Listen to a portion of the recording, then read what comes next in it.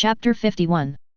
Sue's Ford Explorer followed the Wen brothers' antelope to Indianapolis to find Amanda Walker. When they first set out on the road, Sue thought Indianapolis was also in Pennsylvania. Halfway through the journey, he realized that Indianapolis was in Indiana, and there was Ohio between the two states. "We won't stop all the way.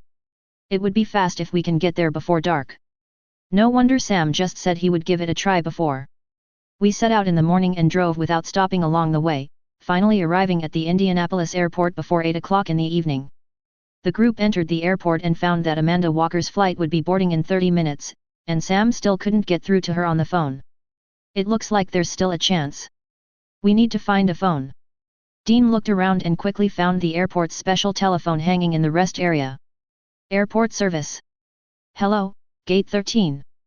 Who are you looking for?" "I want to talk to Amanda Walker, she's a flight attendant, 424, Flight 424. The call goes on hold after a few dozen seconds. "Hello, I'm Amanda Walker." Dean, who was waiting anxiously, heard this and said hurriedly, "Hello, I'm a doctor from St. Francis Brain Hospital. We have a patient here, Karen Walker." "Karen." It wasn't anything serious, just a minor car accident, but she was hurt a bit, so. "Wait, that's impossible, I just spoke to her on the phone." "When?" 5 minutes ago, she was at home, studying for an exam." Who are you?" "That may be a mistake." "How did you know I was here?" "Are you a friend of Vince's?" "You guessed it right." "Wow, that's unbelievable. He feels really sorry for you.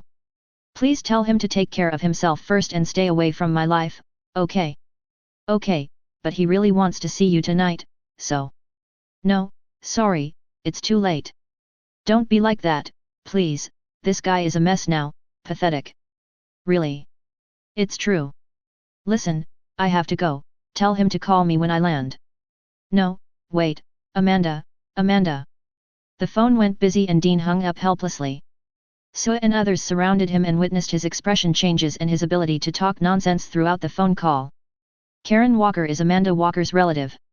She originally wanted to use this to trick Amanda into not boarding the plane, but as luck would have it, she had just finished a phone call and her lie was exposed. Amanda said a name, and Dean took advantage of the situation and lied that she was the person's friend. He made it sound so convincing that Amanda actually changed her mind and forgave that person. Unfortunately, it was too late and he couldn't meet Amanda, otherwise Dean might have been able to do it. I have to say that Dean is really good at adapting to circumstances and talking nonsense in a serious manner, and he also has a big heart. No wonder this guy can use all kinds of false certificates and disguise himself with various identities to investigate cases. If Sue didn't know the inside story, he would probably believe it. Dean was a little annoyed. Damn, it was almost there. Sam said helplessly, "Well, it looks like we have to implement Plan B. We have to get on that plane." Dean's expression suddenly changed when he heard this. "Wait. Dean, there are more than 100 passengers on that plane. If our guess is correct, the plane will crash." Sam lowered his voice. "I know. Then it's settled, we take that plane, then find the demon and destroy it. Etc." Sam was stopped again just as he finished speaking. This time it was not Dean, but Sue. Sue looked at Dean, whose pretty face was pale and whose expression was extremely unnatural, and laughed. "Sam, do you know why Dean drives everywhere?" Sam was stunned and shook his head. "Because he has a fear of airplanes." "What?" Sam looked at Dean in surprise. "Really? Are you afraid of flying?" "You're kidding, right?" "Okay, I do have a fear of airplanes." "Do you think I'm kidding?" Dean confessed helplessly. For a real man like him who thinks he can do everything, it is really hard to talk about his fear of airplanes. Sue spread his hands to Dean and said, "You have two choices now. 1. Stay here and watch the car until we come back. 2. Take the plane with us. Hurry up and make your choice, so you can buy the ticket after you make it."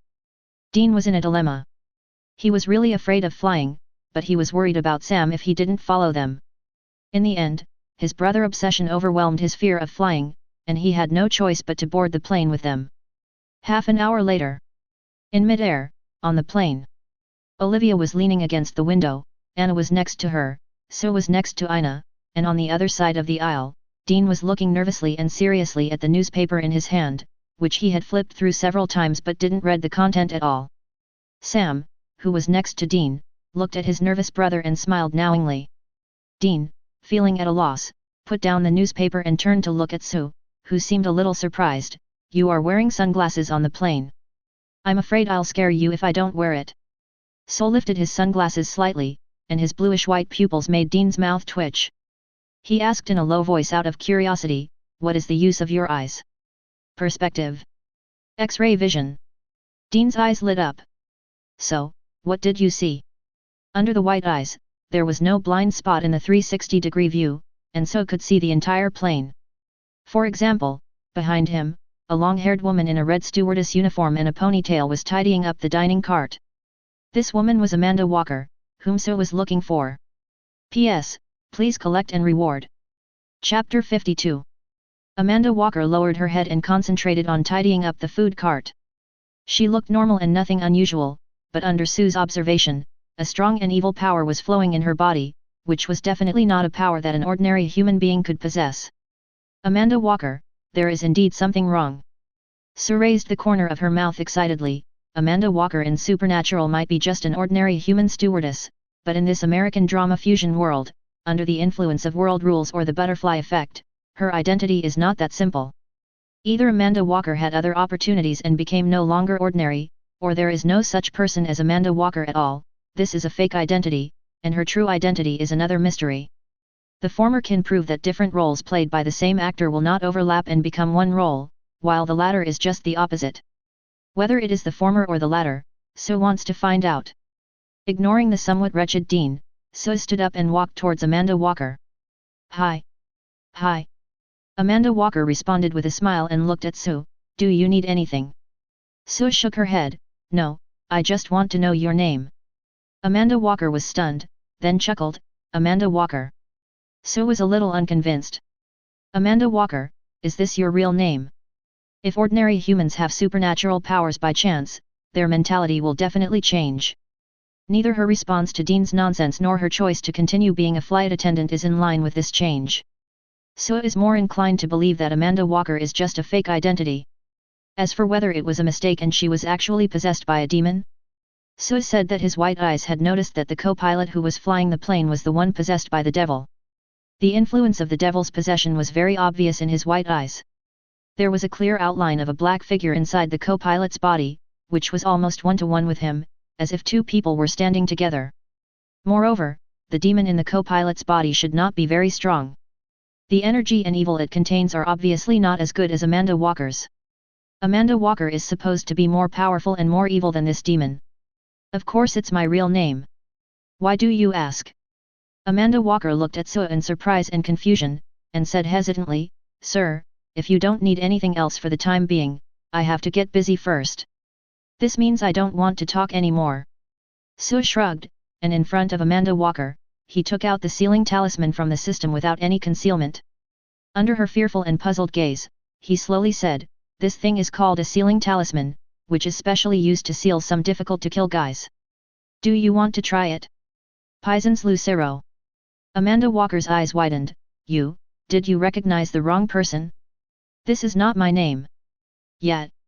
Sue was also stunned, and then she realized that Paige Lucero was the pseudonym and identity she used in Midnight in Texas, and her real name was indeed not this. She probably hasn't met her husband in Midnight in Texas yet, so naturally she doesn't need a new name. "It's true, my name is Amanda Walker. No matter who you are looking for, you have made a mistake. I am not the one you are looking for." Amanda Walker hurriedly explained, trying to dispel the misunderstanding. "I think the name Pacencio Lucero is good. How about considering using it when you change your identity next time?" "The Dark Witch, Hypatia."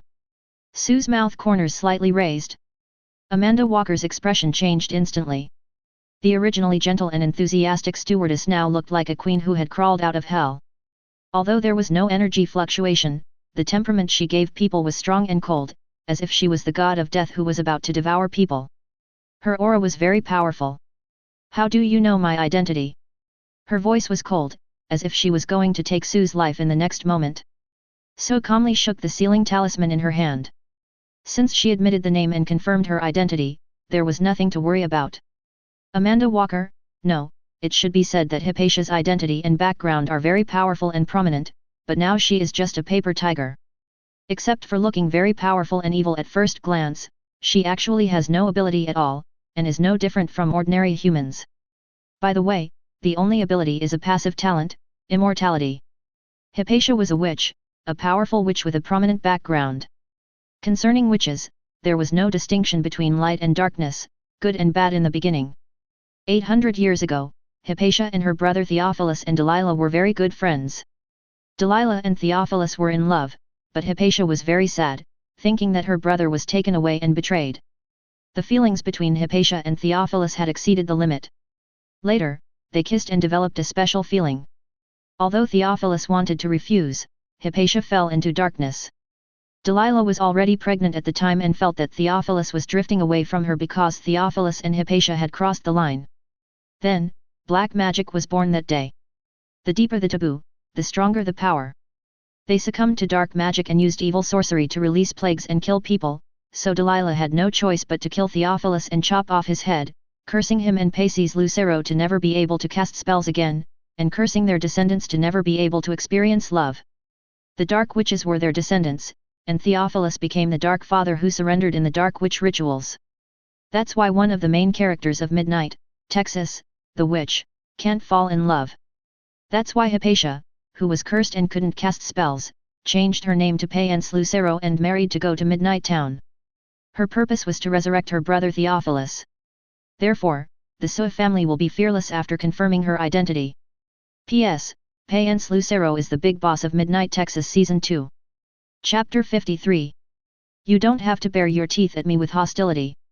I just want to confirm your identity and say hello to you. I have no ill will or other intentions towards you. But if you continue to look at me like this, I will think you want to touch me. Su held the seal talisman between his hands and warned Hypatia, the seal talisman is very precious. To be honest, I don't want to waste it on you. My target is the co-pilot who is possessed by the devil inside. Hypatia's eyes narrowed and she stepped back slightly. Aren't you afraid of being discovered if you do this here? Although this world is full of various supernatural creatures, mainstream society does not believe in the existence of these supernatural creatures. Once they are discovered on a large scale, it will indeed be a troublesome matter. Sue turned her head and looked at the cabin. Most of the passengers were busy with their own things. Only Olivia, Anna, and the Wen brothers looked over here nervously and inquiringly. Sue raised his mouth and chuckled, then flipped his wrist and the sealing talisman disappeared. Hypatia breathed a sigh of relief. As long as the other party had some reservations, she would feel more or less confident. The art of Nirvana abode. Sue made a seal and said in a low voice. In an instant, white feathers strangely floated around the cabin. The passengers looked at the feathers in surprise, and looked around in shock to find where the feathers came from.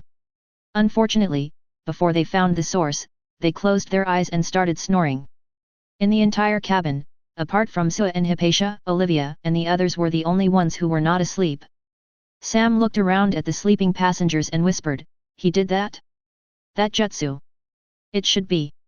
Dean nodded, stood up, winked at Olivia and Anna, and walked towards Sue's side. The Wen brothers were the first to experience the art of Nirvana Monastery. Sol looked at Hypatia, "Now you don't have to worry about being discovered." Hypatia's face looked extremely ugly. As the source and creator of dark magic, she found that she could not understand what means the other party was using. It was not witchcraft or magic. She did not even feel any fluctuation of known energy. As a result, almost all the passengers in the cabin fell into a deep sleep in an instant. The other party's methods were unpredictable, and they knew her identity and had helpers. This made Hypatia hesitate. Finally, she raised her hands and softened her tone, saying, "Whatever you want to do, I will cooperate." "Hypatia, surrender." Sue reached into his pocket and took out his phone under Hypatia's nervous gaze. "How about exchanging numbers?" "Hypatia, you made everyone fall asleep just to get the flight attendant's phone number." Dean came over and was speechless. So she exchanged numbers with Hypatia on her own. "We can have a drink and chat after we land." "Of course, it's okay if you don't have time or are not interested." Hypatia remained silent. Dean couldn't help but urge, "Have you determined the target?" Sue nodded, "I'll try it first. If my method doesn't work, you guys can try it. You should have a solution, right? Dean patted his chest and said, the holy water and spell are ready. As long as you can control it like you control Sam, we can send him to hell. Okay. Sue nodded and turned to look at the cockpit door. Bang, bang, bang. Sue knocked gently on the door and turned to look at Hypatia. Hypatia spoke up, Hi, I'm Hypatia, the stewardess. I have a problem here. Can the co-pilot come out and help me with it? Okay. A voice came from inside. Through the cockpit door, Sue saw the co-pilot greet the captain and stand up and walk towards the door. The door opened, and the co-pilot looked at the strange man wearing sunglasses at the door with a puzzled and surprised expression. You are. Before he could finish his words, a dagger suddenly appeared in the co-pilot's other hand and stabbed into Sue's heart without any warning. Puff. The dagger pierced into the heart, and the co-pilot's eyes turned dark in an instant, with a cunning and evil look on his face. Sue. The incident happened suddenly, and no one expected that the co-pilot, or the devil, would attack Sue directly without even saying hello and without any disguise. No, it's not that no one thought of it. Sue, who was stabbed in the heart, did not show any pain. Instead, he raised his hand and took off his sunglasses. A sneak attack? My white eyes are the strongest inside eyes. If you succeed in the sneak attack, I might as well dig out my own eyes. Clatter. Sue's body was like a paper man made of pieces of paper. Under the stunned expression of the paper man, it turned into flying paper and reappeared beside him. Then, the sealing talisman was affixed to the co-pilot who was possessed by the devil. Bang! The seal of the sealing talisman was instantly opened, and countless talismans spread along the sealing talisman toward the co-pilot's body. The dense black talismans covered the co-pilot's body like a spider web. The devil's dark eyes showed a terrified expression. He wanted to control the co-pilot's body to raise his head and open his mouth. He wanted to leave this body, but the body that was supposed to enter and exit freely now produced a very special force, as if an invisible cage locked him firmly in this body. Bang! The dark eyes disappeared, and the co-pilot seemed to have lost his soul. He knelt on the ground with his legs bent, his head drooping straight down, and no longer responded. Seal, success. P.S. I have listed a simple list of American TV series that I would like to write in the book review section. If you are interested, you can take a look. Chapter 54. Is this the end? Dean walked over to the unresponsive co-pilot, whose body was covered with curse marks, and called out to him curiously. He reached out to feel his breath and said, Dead, dead? The devil should still be in his body, right? Is he dead too? The devil and the co-pilot are not dead, they are just sealed. Sue explained, shaking his head. I didn't expect the sealing talisman to be so effective. The demon was successfully sealed. Now I have to consider how to deal with the aftermath. The devil certainly cannot be sealed in the co-pilot's body forever, and the excuse of being possessed by the devil cannot be used openly. How to explain the co-pilot's disappearance, how to take the co-pilot away, especially taking him away on a plane flying in the air, this is the most troublesome thing. Bang! Bang!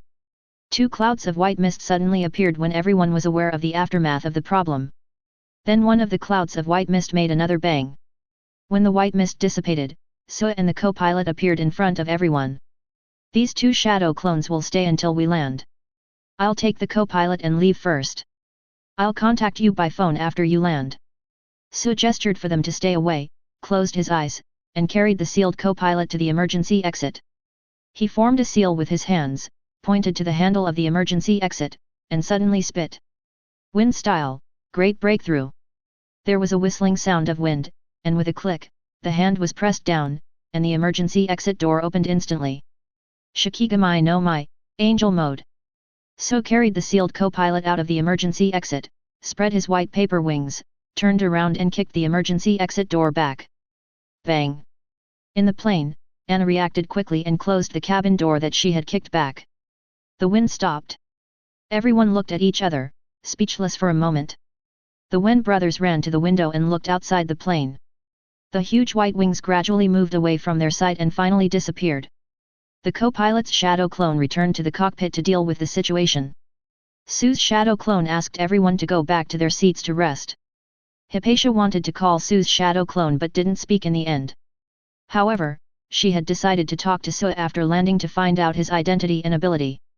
Perhaps, this is the opportunity she has been looking forward to. The wind was strong and the sound was deafening. Boom! Sue fell from the sky and landed in a field near a road. The fields were overgrown with weeds and there was no one around. Apart from the empty road, there was only a lonely bar. The bar looked shabby and had fallen into disrepair. It looked like it could become a pile of garbage at any time. I didn't know if there was anyone there. Earth escape, submerge in the earth. Sue took note of the surroundings, took the sealed co-pilot underground and put him away, then surfaced and walked towards the bar. A shabby house with a shabby sign. Awake? Reawaken? Awaken? Startled. Looking at the name of the bar on the sign, Sue was unsure how to translate it. Well, Hyuxia characters are really profound. Pushing open the creaking broken door, the light inside was very dim, and the display and layout were almost the same as those of an ordinary bar. There were a few game consoles in the left corner, a wine cabinet and a bar on the right, and a few scattered tables further in. Sue reached out to wipe the bar, and there was no dust. There was also a powered refrigerator not far away, which was enough to show that someone was taking care of it. But, I didn't see anyone. Roll your eyes, open. The bluish-white eyes caused the bar to change instantly, and two hidden figures appeared under the side of the white body. One of them was holding a pistol in a booth in the bar, and the other was quietly approaching him from behind with a long-barreled shotgun. Guests are welcome. Is this how you treat guests? Just when the shotgun behind him was about to point at his head, Sue suddenly turned around, snatched the gun, and pointed it back at the other party. The whole set of actions was smooth and flowing. Although the person who was approaching with a gun was alert enough, he still couldn't react. Looking at the pitch-black muzzle of the gun, she raised her hand in panic. Bang! There was a sound of a door opening behind me, and a woman in a brown shirt and jacket appeared with a gun. Let go of my daughter. Let her go? That might be difficult, since I'm not holding her at all. Sue looked at the blonde girl in a vest with her hands raised in front of her, and listened to the slightly older, worried and tough voice behind him. Suddenly, he threw the shotgun to the girl. The girl subconsciously caught the shotgun, and for a moment she didn't know whether she should continue to aim at Sue. The girl's mother first breathed a sigh of relief, then lowered the muzzle of her gun slightly, and stared at Sue vigilantly as she walked. Who are you? Joe, can you get me a bottle of beer? Sue smiled at the blonde girl. Do you know me? Chiao asked back doubtfully, hesitating for a moment before walking towards the refrigerator. At this time, Chiao's mother had come over and had a clear look at Sue's appearance. She frowned slightly and said, I don't think I've seen you before. How do you know my daughter? Sue shrugged, many people have asked me similar questions. To be honest, I am also very embarrassed. After all, I know too many things and know too many people. I have to explain every one of them. I really can't think of so many excuses, so. Alan, can I not answer this question? P.S. The picture shows Joe. Chapter 55. Alan narrowed his eyes and slowly raised the muzzle of the gun to aim at Sue again, shaking his head slightly and jokingly said, I'm afraid not. Some things are better to be made clear as soon as possible, so that I know whether to regard you as a friend or an enemy. Sue nodded in agreement, and her body suddenly split apart, turning into pieces of paper flying in the air like butterflies dancing among the flowers, and in an instant she came to the side of Joe, the frightened blonde girl standing next to the refrigerator. Before his body could recondense, a piece of paper caught the beer that fell from Joe's hand. Joe, come here. Alan is indeed an experienced retired exorcist. Although he was frightened by Sue's move, he still did not forget to react and remind his frightened daughter. Swish! Papers were flying, and Sue's body was piled up from bottom to top by pieces of paper. The paper dragging the beer floated to his hand. He turned around and lightly swiped on the beer cap. The beer cap flew up, and the paper flew onto Sue's face. The traces of stacking disappeared. Does this count as drinking beer with your face? Sue chuckled, and the wallet in his trouser pocket flew out strangely. The wallet opened automatically, and a green $100 bill came out as if it came alive, twisting and folding in the air, and in a blink of an eye it turned into a paper flower floating in front of Joe. Your tip. Chiao took the paper flower in a daze and said thank you to Sue in a daze. You have seen $100 tip, but have you ever seen $100 tip that can fly? Have you ever seen a $100 tip that can fly and fold itself into a flower? It's even. So pointed at the gun that Alan had pointed at him, smiled and took a sip of beer. You scare me with a gun, so I will scare you with my ability. Alan seemed to understand what so meant. He hesitated for a moment in silence and put away his gun. Although this guy's origins were unknown and his strange abilities were definitely not something humans could possess, he didn't seem to have any bad intentions. To be on the safe side, it was better not to provoke him for the time being.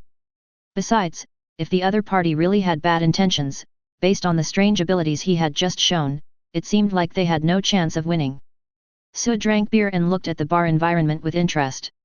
Alan came to his daughter Jo, and they looked at Sue nervously, guessing his purpose. A mountain is not high, but it is magical if there are immortals there. I thought the bar was shabby and abandoned, but it suddenly became different after I met the mother and daughter, Alan and Jo.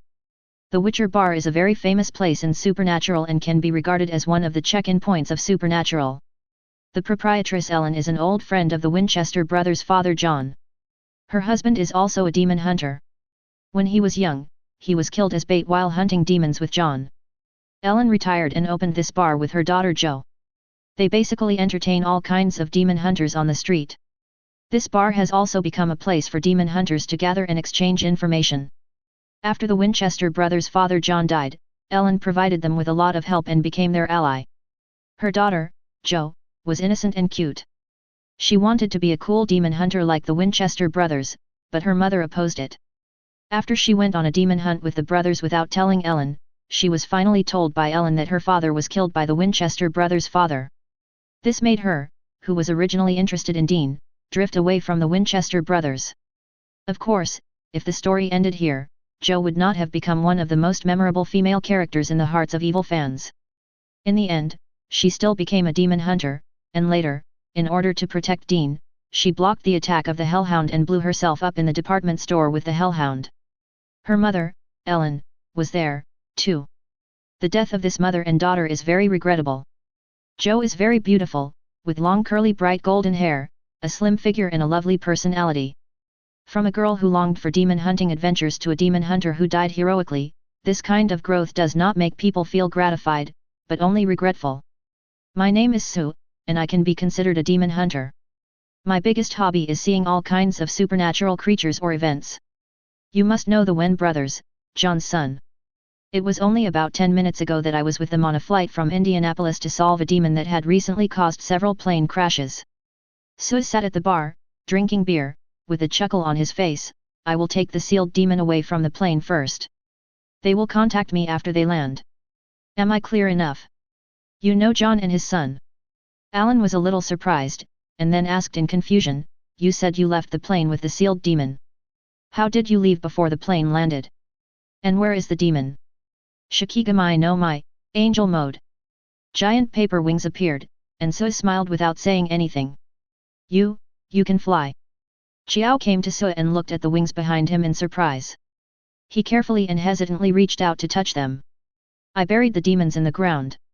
When they come over, you can study them together if you are interested. Sue shook his shoulders, and his wings turned into paper and returned to his body. Joe's eyes were full of curiosity and exploration. Alan nodded. How did you do this?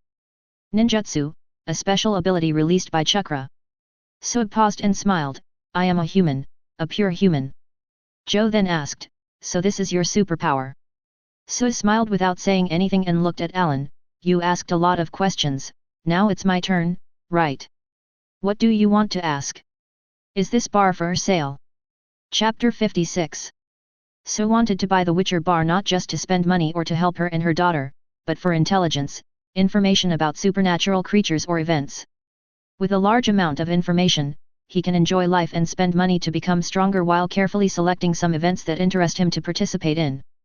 At the same time, he can also use the information to judge what other American TV series exist in this world.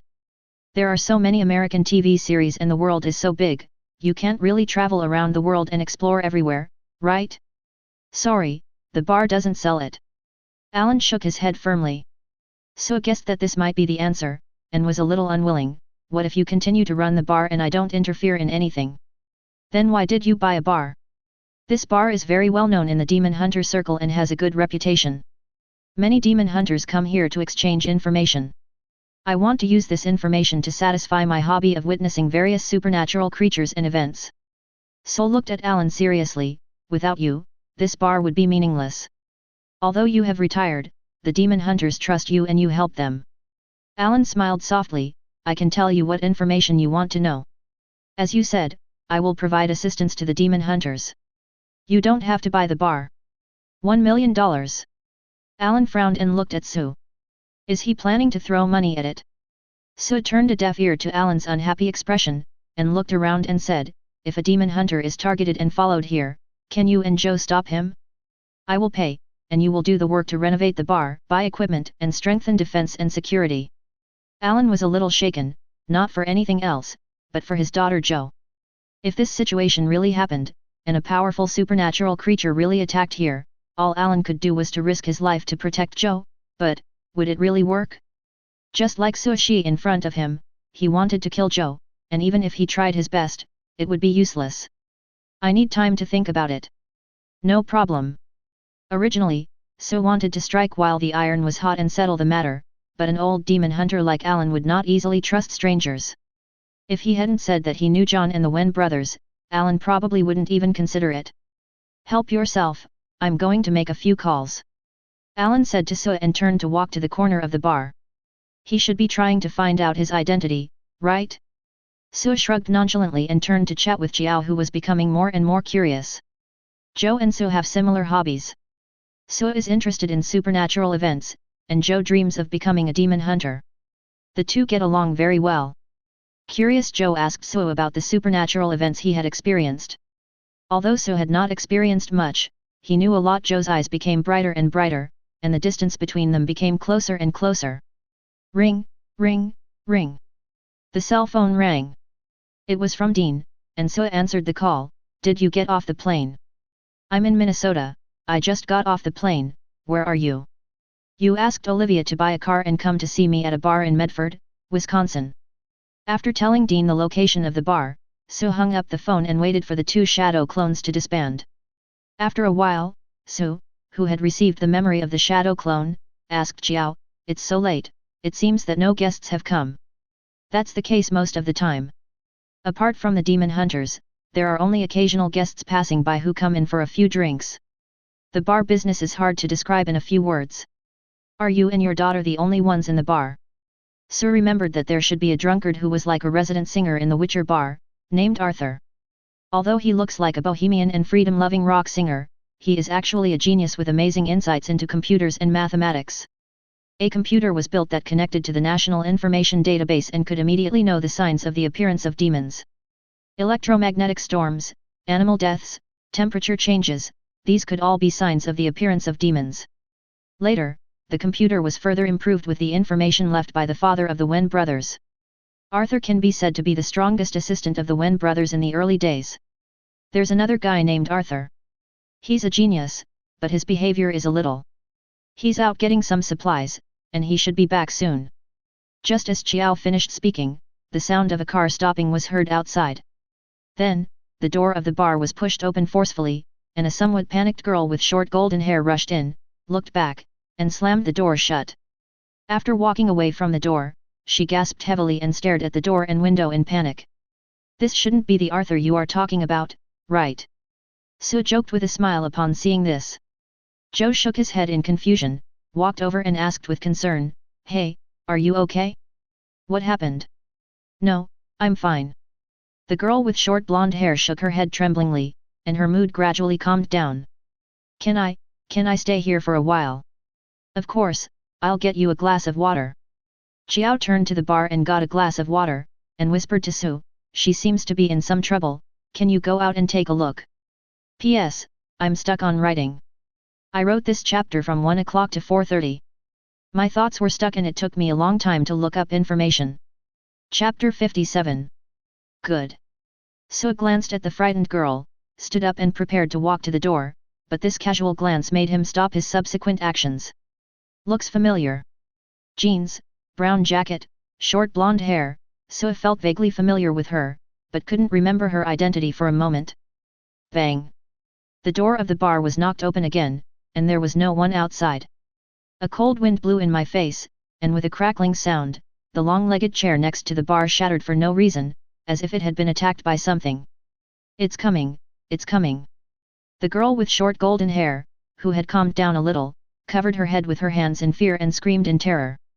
Joe at the bar quickly picked up his rifle and pointed it at the empty door, and nervously shouted to Sue outside the bar, "Get out of the way." Crack. Alan, who was originally on the phone, loaded his pistol, aimed at the door, and slowly walked towards Sue and Xiao. "Did you find out what it is?" The open door, the cold wind blowing in, the broken high chairs on the ground, the enemy that was nowhere to be seen. No one dared to blink, no one dared to breathe, the atmosphere in the bar became solemn and tense. Suddenly, another high chair flew up from nowhere and smashed into the game console next to it. The screen of the game console was smashed, and the crackling sound of electricity made the already nervous person even more nervous. In the bar, it seemed as if an invisible creature was watching them. Bang, bang, bang. Alan fired a few shots tentatively in the direction outside the bar. The gunshots were deafening, but apart from leaving a few bullet holes on the bar and the floor, and making the atmosphere more tense, it seemed to have no effect. There was silence, and Joe whispered nervously, "Did you hit it?" Bang. Joe's response was the sound of a light bulb exploding in the ceiling. Bang. Bang. Bang. The light bulbs in the bar exploded one after another. Joe and Alan subconsciously bent down to protect their heads. The surroundings fell into darkness. Only the faint moonlight shone through the doors and windows. The faintly swaying shadows made the situation even more terrifying. Shadow? Shadow. Sue's eyes lit up, and he spoke quietly in silence with a slight smile on his face. According to records, there is a sect called Zoroastrianism. This sect was born 2,000 years earlier than Christianity. The sect records the summoning of a shadow demon king called Diva. They are ferocious and brutal, and feed on humans. Joe, do you know why it's called the Shadow Devil? Xiao, who was squatting at the bar, gradually calmed down as he listened to Sue's relaxed and steady voice. His little head instantly understood that they might be facing this Shadow Demon King. Why? Xiao cooperated well with Sue. Because it has no entity, it is only in the form of a shadow, and it can harm the target by attacking the target's shadow. It is said that it is afraid of strong light and can be dispelled by strong light. Then what? And then? Haha, let me tell you a secret. I'm actually pretty good at using shadows as well. In the darkness, Sue opened his white eyes and looked at the black shadow rushing towards him, quickly forming seals with his hands. Shadow mimicry. Swish. The shadow under Sue's feet instantly drilled towards the other party. At the moment of connection, Sue felt the resistance coming from the shadow, the resistance of the Shadow Demon King. Mysticism versus monsters. Mystic wins. Although the Shadow Demon King is powerful, his power lies in the fact that he has no entity. Attacking the target's shadow can hurt the target, making him very difficult to deal with. Sue's shadow imitation technique can control his own shadow and has chakra amplification. After connecting with the Shadow Demon King, who is a shadow himself, the chakra energy is something the Shadow Demon King cannot resist at all. Sue slowly turned around, and the Shadow Demon King under the moonlight also turned in the same direction. Alan, Xiao, I have controlled it, you can come over. By the way, stay away from the short-haired blonde lady with white eyes. If she loses control of the Shadow Demon King, she may get angry and attack you. A girl with short blonde hair? The girl who ran in panic? This Shadow Demon King is actually controlled by her. Joe and Alan were startled and looked quickly towards the girl. In the darkness, the blonde girl who had just covered her head and screamed slowly took a few steps forward, her posture swaying, the corners of her mouth raised, and a proud smile on her face. You know a lot, how did you recognize my identity? The demons attached to humans will emit black light even in the dark. Sue flicked his wrist, took out a few detonating talismans and lightly threw them behind him. Behind him, the Shadow Demon made the same move, but he didn't have a detonating talisman in his hand. The detonating talisman that Sue raised fell in front of the Shadow Demon King. With the sound of explosion, the detonating talisman burned on its own, and then a loud bang was heard. A bright fire suddenly lit up, illuminating the originally dim bar as if it were daytime. In the dazzling firelight, a strange and sharp cry was heard. The Shadow Demon disappeared, and the firelight dimmed, leaving only the ignited floor, slowly burning. Do you want to guess how I'm going to deal with you? So smiled and looked at the devil sister whose expression had turned gloomy. This demon girl is called Mag, one of Lucifer's most loyal followers. She was originally in the villain camp and worked for the yellow-eyed devil. Later, she was cleared. He repeatedly helped the Winchester brothers deal with the forces of hell, and even teased the angel Cassidio when his mind was confused.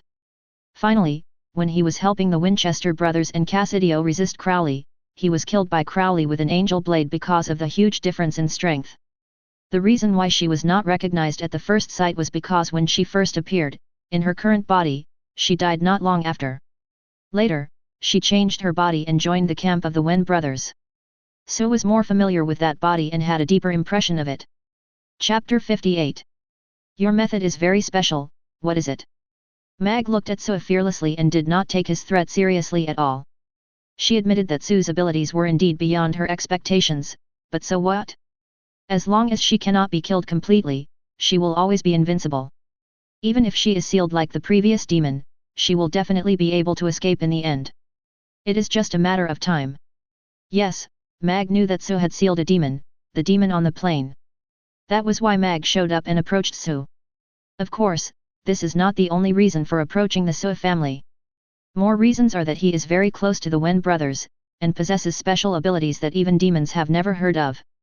He even knows some secrets that not many people should know, which affects the plan of the yellow-eyed demon Azazel. That's why Azazel let her get close to Sue and investigate his identity and abilities. Your fearless look seems to tell me that you are not worried about what I will do to you. If you think so, I can only say that you are wrong. You are very wrong. Sue walked towards Mag with a smile, and Mag's expression suddenly changed. She also walked towards Sue with an extremely ugly look. I don't know when, Sue's shadow has quietly connected with Mag's shadow. Surprised? Don't worry, more surprising things are still to come. Sue raised the corner of his mouth slightly and began to slowly form seals. The speed of forming the seal was very slow, as if he was deliberately messing with Mag's mentality.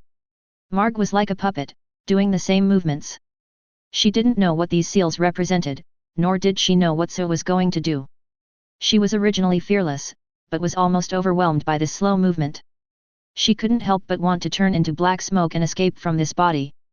However, she was also worried that once she left this human body, the other party would no longer be cautious and would use some means against her. Of course she could escape, even back to hell, but if she did that she would definitely be punished by Azazel, and she wouldn't know when she would be able to get out of hell again. Mag, who was always decisive, hesitated for a long time, until Sue finished the seal and called out her name. She finally made a decision. Roar. When he opened his mouth, a cloud of thick black smoke seemed to come out of his body. Magic, the art of Naruto. As the voice fell, the black smoke that was about to come out froze instantly and quickly retreated into the body. Then Mag's eyes turned extremely dark, and the inky eyes actually revealed an expression of fear. It actually works. Sue was a little surprised. To be honest, although he looked confident just now, he was actually not sure whether the Naraku jutsu would work on demons. Anyway, there was no harm in trying it. If it worked, it would be an unexpected gain, and if it didn't, there would be no loss either. Sue had already thought about it. If the Narakan technique didn't work, she would try the mind transformation technique. The spirit in the Naruto system was actually somewhat similar to the soul. The mind transformation technique could enter her body, and maybe it could drive out Mag, the outsider. The mind-turning technique didn't work, so Sue used the fake painting of the super beast, gazing at it with a covetous eye, to seal it. Although he had only learned the basics from Jocelyn some time ago, he had also practiced drawing tigers. He also prepared pens and ink, and specially carried a small brush and ink cartridge with him, originally thinking that he would be prepared just in case when dealing with the demon on the plane. The brush and ink are all ordinary, because his is the universal chakra with all attributes. As long as the ninjutsu is released normally, it will automatically transform, and there is no need for special brush and ink like Sai in the anime. I haven't found any detailed evidence on whether the brush and ink used in the fake Super Beast painting is special, but fortunately the protagonist has universal chakra, so these details can be ignored. Although Sue occupied Shanfeng from the beginning to the end and had Mag under his control, in fact, unless he still had the sealing talisman, it would not be easy for him to win a great victory, that is, to keep Mag completely. In view of this, Sue thought of 3 ninjutsu. The 4 symbol seal, the art of spiritualization, and the art of separating the soul and the body. According to Su's speculation, the 4-symbol seal should be able to seal the demon inside the human body and prevent it from leaving. It and the 5-element seal mentioned earlier should be the most effective sealing techniques for dealing with possession. The art of soul-body separation, as the name suggests, separates the body and soul, and seals the soul in tools such as stone. The medium is talisman paper. Once the talisman paper is destroyed, the sealed soul will reappear. The spirit transformation technique is the ninjutsu that Tsunade's lover Kato Dan is best at. It allows one's soul to leave the body, transform into a spirit, and possess the enemy, causing the enemy's spirit to collapse from the inside and die. In addition, the spirit can also sense the souls of other people. No matter how far away they are or whether they know the other person's location in advance, they can reach the other person's body after transforming into a spirit.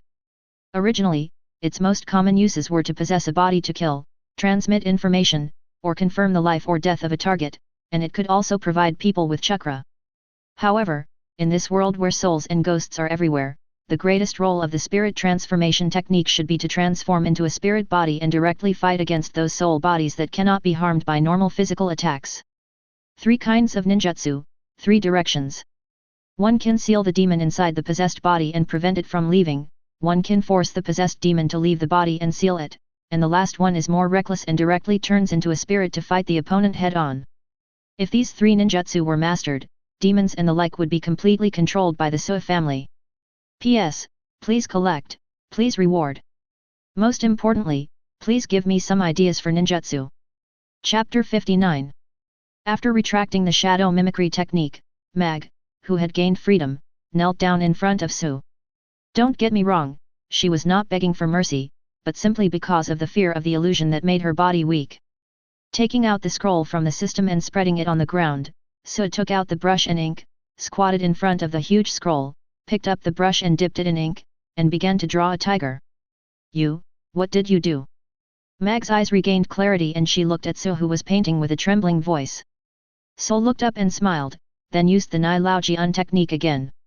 Mag, who had just woken up, fell into the illusion again and experienced the most terrifying scene in her heart again.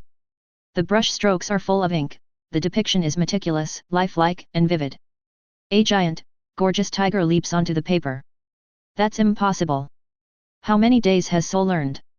Even if he has a shadow clone to practice diligently, he can only draw like a real artist, but he can't do it freely. He even needs to think carefully about each stroke and be cautious when he puts it down, so he can't draw quickly. Magic, the art of Naruto. Hearing Mag's voice, Su released the illusion again. Magic, the art of Naruto. Magic, the art of Naruto. Magic, the art of Naruto. After nearly 20 minutes, Su finally finished drawing the tiger, and Marg also broke down. Continuously using the Na-Ergian technique made Magog repeat the scene that he feared the most endlessly. Even though Magog was determined, he couldn't withstand such a shocking operation. The illusion ended once again, and when Mag regained consciousness, her eyes were even more lifeless than when she fell into the illusion. You finished. Looking at Su, who had stopped writing, Mag suddenly felt inspired. Whatever you want to do, hurry up and stop torturing me. Sorry, I didn't mean it. I just learned how to paint, and I'm a little slow, so I can only use illusion to make you wait for me. Su apologized to Mag somewhat awkwardly. Stop talking, I beg you to stop talking, hurry up and seal me up. Mag shouted desperately. It feels like Margot is a bit played. What a sin. Facing Mag's expectant gaze, Su made hand seals with a strange mood. Super Beast fake painting, watching with eager eyes. The tiger on the scroll suddenly leaped up and pounced towards Mag as if it were alive. Alan and Joe were startled by the tiger that suddenly jumped out of the painting and instinctively stepped back. But Marg was just the opposite. She showed an excited and relieved look on her face and took the initiative to greet it as if she had seen a relative. The tiger opened its mouth and bit Mag's shoulder. In an instant, both the tiger and Mag were pulled into the painting and sealed. Hey! Suicide, closed the scroll and tied it up, then looked at Alan and Joe and gave an awkward smile. So shameful. It took a tiger 20 minutes, and the target he wanted to seal became anxious, even more anxious than he was. You are. Alan pointed at the scroll. Don't ask, have some shame. Alan hesitated to speak, and Joe beside him couldn't help but chuckle. Sue put the scroll back into the system, stood up and changed the subject. The bar has been ruined like this and needs to be renovated. Whether you sell the bar to me or not, I will pay for the renovation. No one expected something like this to happen, and this also reminds me, today it was the Shadow Lord and the demon, tomorrow it could be something else. This place really needs to be redecorated. Alan was a little scared. If Sue hadn't been here today, she and her daughter would probably have been doomed. Sue shook her head. I was the one who brought her here, so I should be the one to compensate for the loss. Mark is the yellow-eyed demon's subordinate. Her mission is to keep an eye on the Winchester brothers, approach Sam at the right time, and lure out John. It is impossible for her to come to the Witcher bar and act like this for no reason. Although Alan and John are old friends, their husband died because of John, and the two have not been in contact for a long time.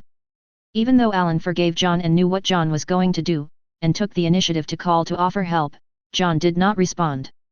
The Wen brothers don't even know about this bar and Alan, so it is impossible for Mark to find trouble with Alan in order to lure John out and ask the Witcher to find trouble with Alan. So, Mark's target is herself. In other words, the yellow-eyed demon Azazel has set his sights on him? Was it because he was too close to the Wen brothers? Or was it because he told them about the devil's blood? Or was it because he said the yellow-eyed devil was targeting other 6-month-old children, which affected his plan? If he really set his sights on me, that would be awesome. Azazel, the yellow-eyed demon, is known as the Prince of Hell.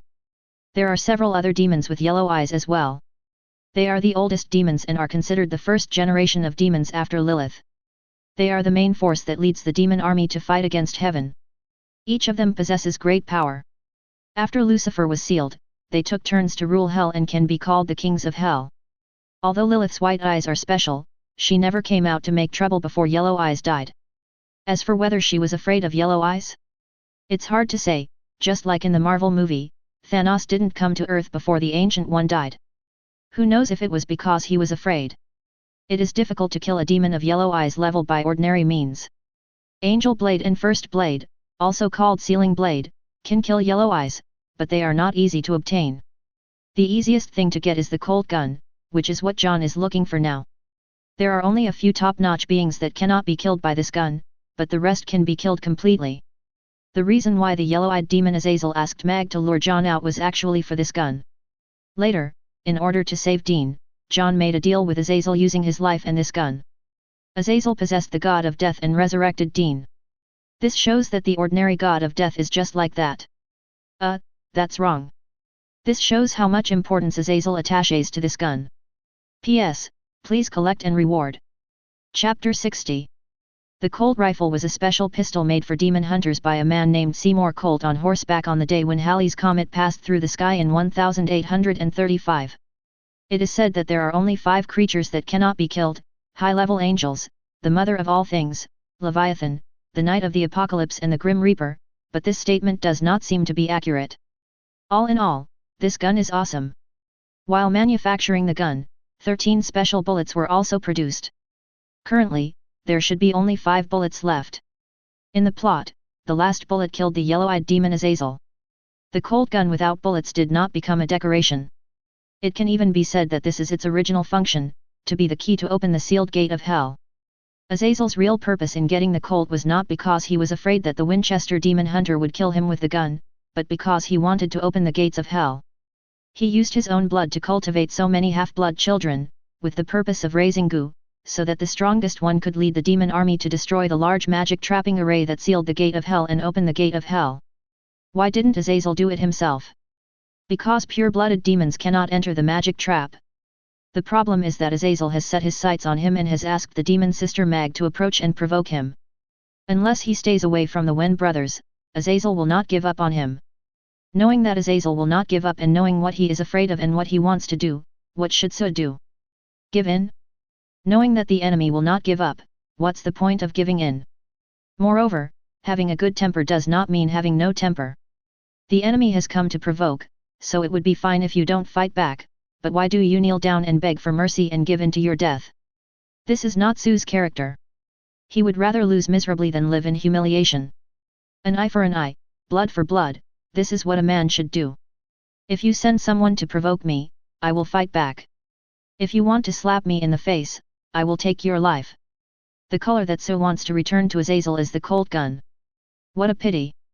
If he had not traveled to this world for a short time, had not spent enough money, and had not been strong enough, he would have given an expanding truth-seeking jade to Azazel to give him a taste. Seal the power of the universe and call upon the black jade of chaos. It swallowed up all the properties of the 5 elements and yin and yang, and hid the power to return the world to nothingness. It was a huge block of chaos. Anyone without the power of the 6 paths would disappear into nothingness if they touched it, and even their souls would completely vanish. It can destroy all properties and return the world to nothingness. It is also the starting point of a new space. It is both the art of creating the world and the art of destroying the world. Alan and Joe simply cleaned up the broken pieces of the stool and the light bulb, and asked Sue to help replace the light bulb. Not long after the bar was lit again, Arthur, who had gone to the city to deliver goods, came back in a shabby pickup truck. My first impression of Arthur was, how should I put it, this guy really looked like a rock singer in terms of his dress, behavior, words, and actions. After learning what had just happened, Arthur became extremely curious about Sue. He took the initiative to help Sue get a bottle of beer and asked about ninjutsu. Sue was a very easygoing person, and Arthur's computer skills provided a lot of help, so the two of them had a good chat. Sue even used his remaining chakra to show off a few of his skills, and then Arthur began to take the initiative to speak well of Sue and persuade Alan to sell the bar to him. I have to say that if we put aside our prejudices, Arthur is actually the kind of person who is enthusiastic, proactive and willing to help his friends. In the plot, Arthur found out some things about the yellow-eyed devil and Sam, took the risk to remind Dean, and then, he was killed. This guy died and went to heaven. A few hours later, 2 cars stopped at the door of the bar. The Wen brothers got out of a Bumblebee sports car, and Dean muttered that it was not as comfortable to drive as his own Black Beauty. Olivia and Anna got out of another black Ford Mustang, and then, a person who surprised Sue also got out of the car. The Dark Witch Hypatia, one of the sources of dark magic that cannot cast spells, also came along. Hypatia hadn't said she was coming when the shadow clone that had been with them disappeared. With so many people coming suddenly, Alan, Joe, and Arthur naturally put down what they were doing and looked over. Sue introduced the 2 groups to each other. The Winchester brothers and Olivia were surprised that Alan and his friends opened a Witcher bar. Alan was a retired exorcist and even knew the Winchester brothers' father. Alan and the others were surprised at the mixed crowd around Sue. The Winchester brothers are demon hunters, Olivia is a killer, Anna is actually a vampire, and there is also a dark witch who has been cursed and can't cast spells and has lived for 800 years. She is even one of the sources of the dark witch's magic. Demon hunters, killers, vampires, dark witches, these guys who originally had nothing to do with each other, and should have been hostile and hunting each other, could actually coexist peacefully and surround Sue, the ninja who possessed ninjutsu. If Alan had not confirmed Sue's identity from the Wen brothers, and if Sue had not saved them and defeated the demon, he would never have let Anna, the vampire, enter the bar. But now, the originally deserted bar suddenly became lively, with a group of people sitting together drinking and talking about the attacks by the demons and the Shadow Lord, and about Sue's plan to buy the restaurant and redecorate it. P.S. It has reached nearly 120,000 words without me noticing. Well, it will be put on the shelves soon. Unfortunately, I don't have many manuscripts saved, and I have to hurry up to update the old book Dimension Street and finish it as soon as possible. Chapter 61. Early in the morning, Sue pushed open the door of the bar, and a fresh air blew towards him. The golden sunlight shone warmly on his face, making him stretch his arms and waist involuntarily. "Didn't you sleep well last night?" Joe's voice came from the side. Sue turned around and looked at the plain-faced but youthful and beautiful Chiao, and smiled and shook her head. Although the accommodation conditions last night were indeed a bit poor, a dog should not despise a poor home. Bah, Sue meant that the simplicity was only temporary. Alan had already sold the bar to him last night, and Sue even transferred the money on the spot, lest Alan regret it after waking up from his drunken stupor. "I contacted the designer and he should be here by noon. The cost of the renovation was agreed last night and will be calculated separately. I will ask Olivia and Anna to stay and keep an eye on this matter for the time being, just in case. The Devil's sister Marg suddenly lost contact, and there's no guarantee that the yellow-eyed devil or her brother won't find this place. Olivia and Anna's staying could help to some extent. As for Hypatia, she planned to leave after talking with Sol last night. Her purpose was only to confirm whether Su had any ill intentions, how much he knew about her affairs, and whether it was possible for him to help her realize her long-cherished wish. After Su made it clear that he had no interest in helping her resurrect her brother Theophilus for the time being, she naturally would not stay and waste time. The Wen brothers would leave with her, take a flight back to Indianapolis, and continue driving the Antelope Black Beauty to start their journey to exorcise demons and find their father, and by the way, find a place to put Olivia's Ford Explorer. "You're leaving?" Xiao understood the meaning of Su's words. Su hummed and said, "I'm going to Colorado to find someone.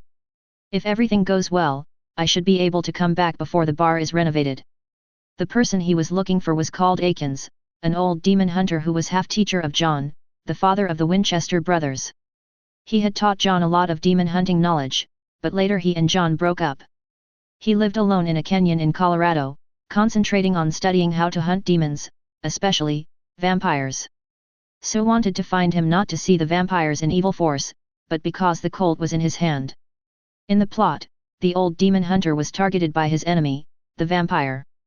After he was killed, the Colt rifle also fell into the hands of the vampire. The Winchester brothers and their father John used the blood of the dead to fight a group of vampires, and finally got the Colt rifle. They fired the first shot after getting it and killed the male leader of the group of vampires. After a simple breakfast, Arthur drove the Wen brothers and Hypatia into the city. Afterwards, Su took the prepared map and drove the bumblebee away from the bar. "Drive yourself, alone. This is the first time since I traveled to this world, and it feels quite magical. Although there is no one to accompany me, speeding on the spacious road, I really feel like let us live a free and easy life with the world as our companion, galloping on horseback, and sharing the prosperity of the world. This trip will cross Iowa and Nebraska."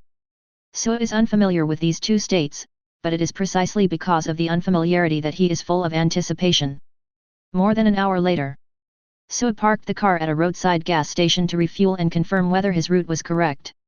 As soon as he got out of the car, he heard a sound coming from the trunk. Bang, bang, bang. Bang, bang, bang. "Hey, hey, can you hear me? This seems to be Joe's voice." The trunk, Xiao. Su suddenly thought of a possibility, running away from home. Xiao ran away from home. Don't doubt it, this is indeed something Xiao could do. In the TV series, she ran away from home twice. She has always wanted to be a demon hunter but was stopped by Alan. After meeting the Wen brothers in the TV series, she couldn't help but run away from home. Now, not only has she met the Wen brothers, but also her own group.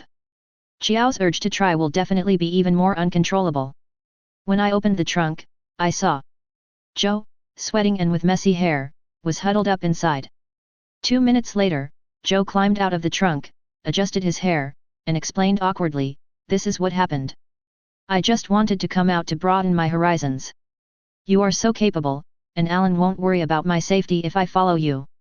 Besides, you don't know the way, and you don't have a driver, you can leave all these to me." What can Su say?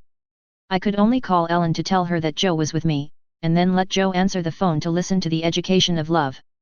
I went to fill up the gas and bought a few bottles of water. After returning, Jia returned the phone to Su with some resentment. "You just came out without bringing anything with you? Haha, you really trust me?" Su didn't know what to say for a moment when she saw Xiao, who was really lightly dressed. On the one hand, he felt sorry that his solo trip ended shortly after it began, but on the other hand, he was looking forward to traveling with Joe. "She ran away from home penniless and wanted to be my guide and driver. It's not too much to spend some money on her, right?" Chapter 62. There is no need to say much about Joe's driving skills. She drives the bumblebee fast and steadily. Running away from home for the first time and escaping from her mother's control made her very excited. Her face was filled with excitement and anticipation, and her little mouth chattered non-stop. Sometimes she asked who Su was looking for, and sometimes she asked about Su's ninjutsu. She was finally quiet for a while, but within a few minutes, she asked expectantly whether she would encounter any supernatural events. "Who said that working together as a man and a woman is not tiring? I'm not tired, but it's noisy.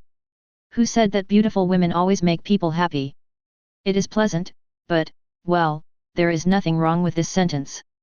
Although Jiao was a little too excited and talked too much, Su was still in a good mood, especially when he took her shopping during breaks, she was in a very happy mood. Xiao's reaction was what a girl of her age should have. Olivia had little interest in shopping and dressing up like little girls. Anna was an old vampire, and the future gossip girl Serena was an expert in this area. When taking them shopping, she was just an emotionless payment machine. Although she spent a lot of money and earned a lot of points, she did not have the satisfaction and vanity of the rich who spent money lavishly. Xiao is different. She is not a vain and materialistic girl, but she also likes beautiful clothes, brand name bags, and shiny accessories. It's just that she doesn't pursue these excessively. It's just the normal girl's love of beauty. She would be eager to buy beautiful clothes she liked, and would ask Sue if they looked good after putting them on. If Sue seriously said they looked good, a happy smile would appear on her face. If Sue was perfunctory, she would decide whether to buy it based on her own judgment. Even if Sue wanted to buy it, she would object. The reason is that it doesn't look good. A lot of money was indeed spent, and a lot of things were bought, but Xiao had his own ideas and opinions. He would buy what he liked, and would not waste money on what he didn't like, no matter how cheap it was. Maybe it was because she seldom met people of her age in the Demon Hunter bar with her mother, or maybe it was because of Sue's charm and the experience of fighting the Shadow Demon King together that night. Xiao had a vague liking for Sue, so at the beginning she didn't actually want Sue to spend money on her. Will Sue agree to this? Give examples and explain the reason. Finally, Joe accepted that this was a benefit for her to temporarily replace Olivia as driver, and it was something she had to accept. A few days later. Manning, Colorado. A bar called Gift was lit up with neon lights in the night. Joe found an empty space among the various cars parked near the bar and parked his car with his experience that made most male drivers embarrassed. I am the male driver who was embarrassed. The most troublesome thing about driving out is parking. Turn off the engine and get out of the car. Xiao put on the high heels she had prepared and said to Sue with a smile, "You know what? I've never worn high heels in a bar. Your mother won't let you." Even though I was living in the bar, in my own home. Sue smiled and shrugged, joking, "Not only have you never worn high heels in a bar, you probably haven't worn them in normal times either, right?"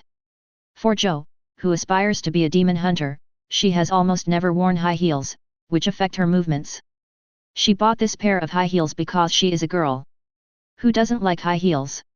Even if she doesn't have the chance to wear them in the future, she can satisfy her addiction to high heels by trying them out occasionally. Xiao took Sue's arm and walked with him to the bar. As they walked, he asked curiously, "Why did you think of the bar today? We have encountered so many bars and nightclubs along the way, but you didn't seem to be interested." "You forgot, I'm here to look for someone. The person you're looking for runs a bar." Is this empiricist thinking? You think everyone who owns a bar owns a bar? When we entered the bar, we heard loud music and a lot of people talking.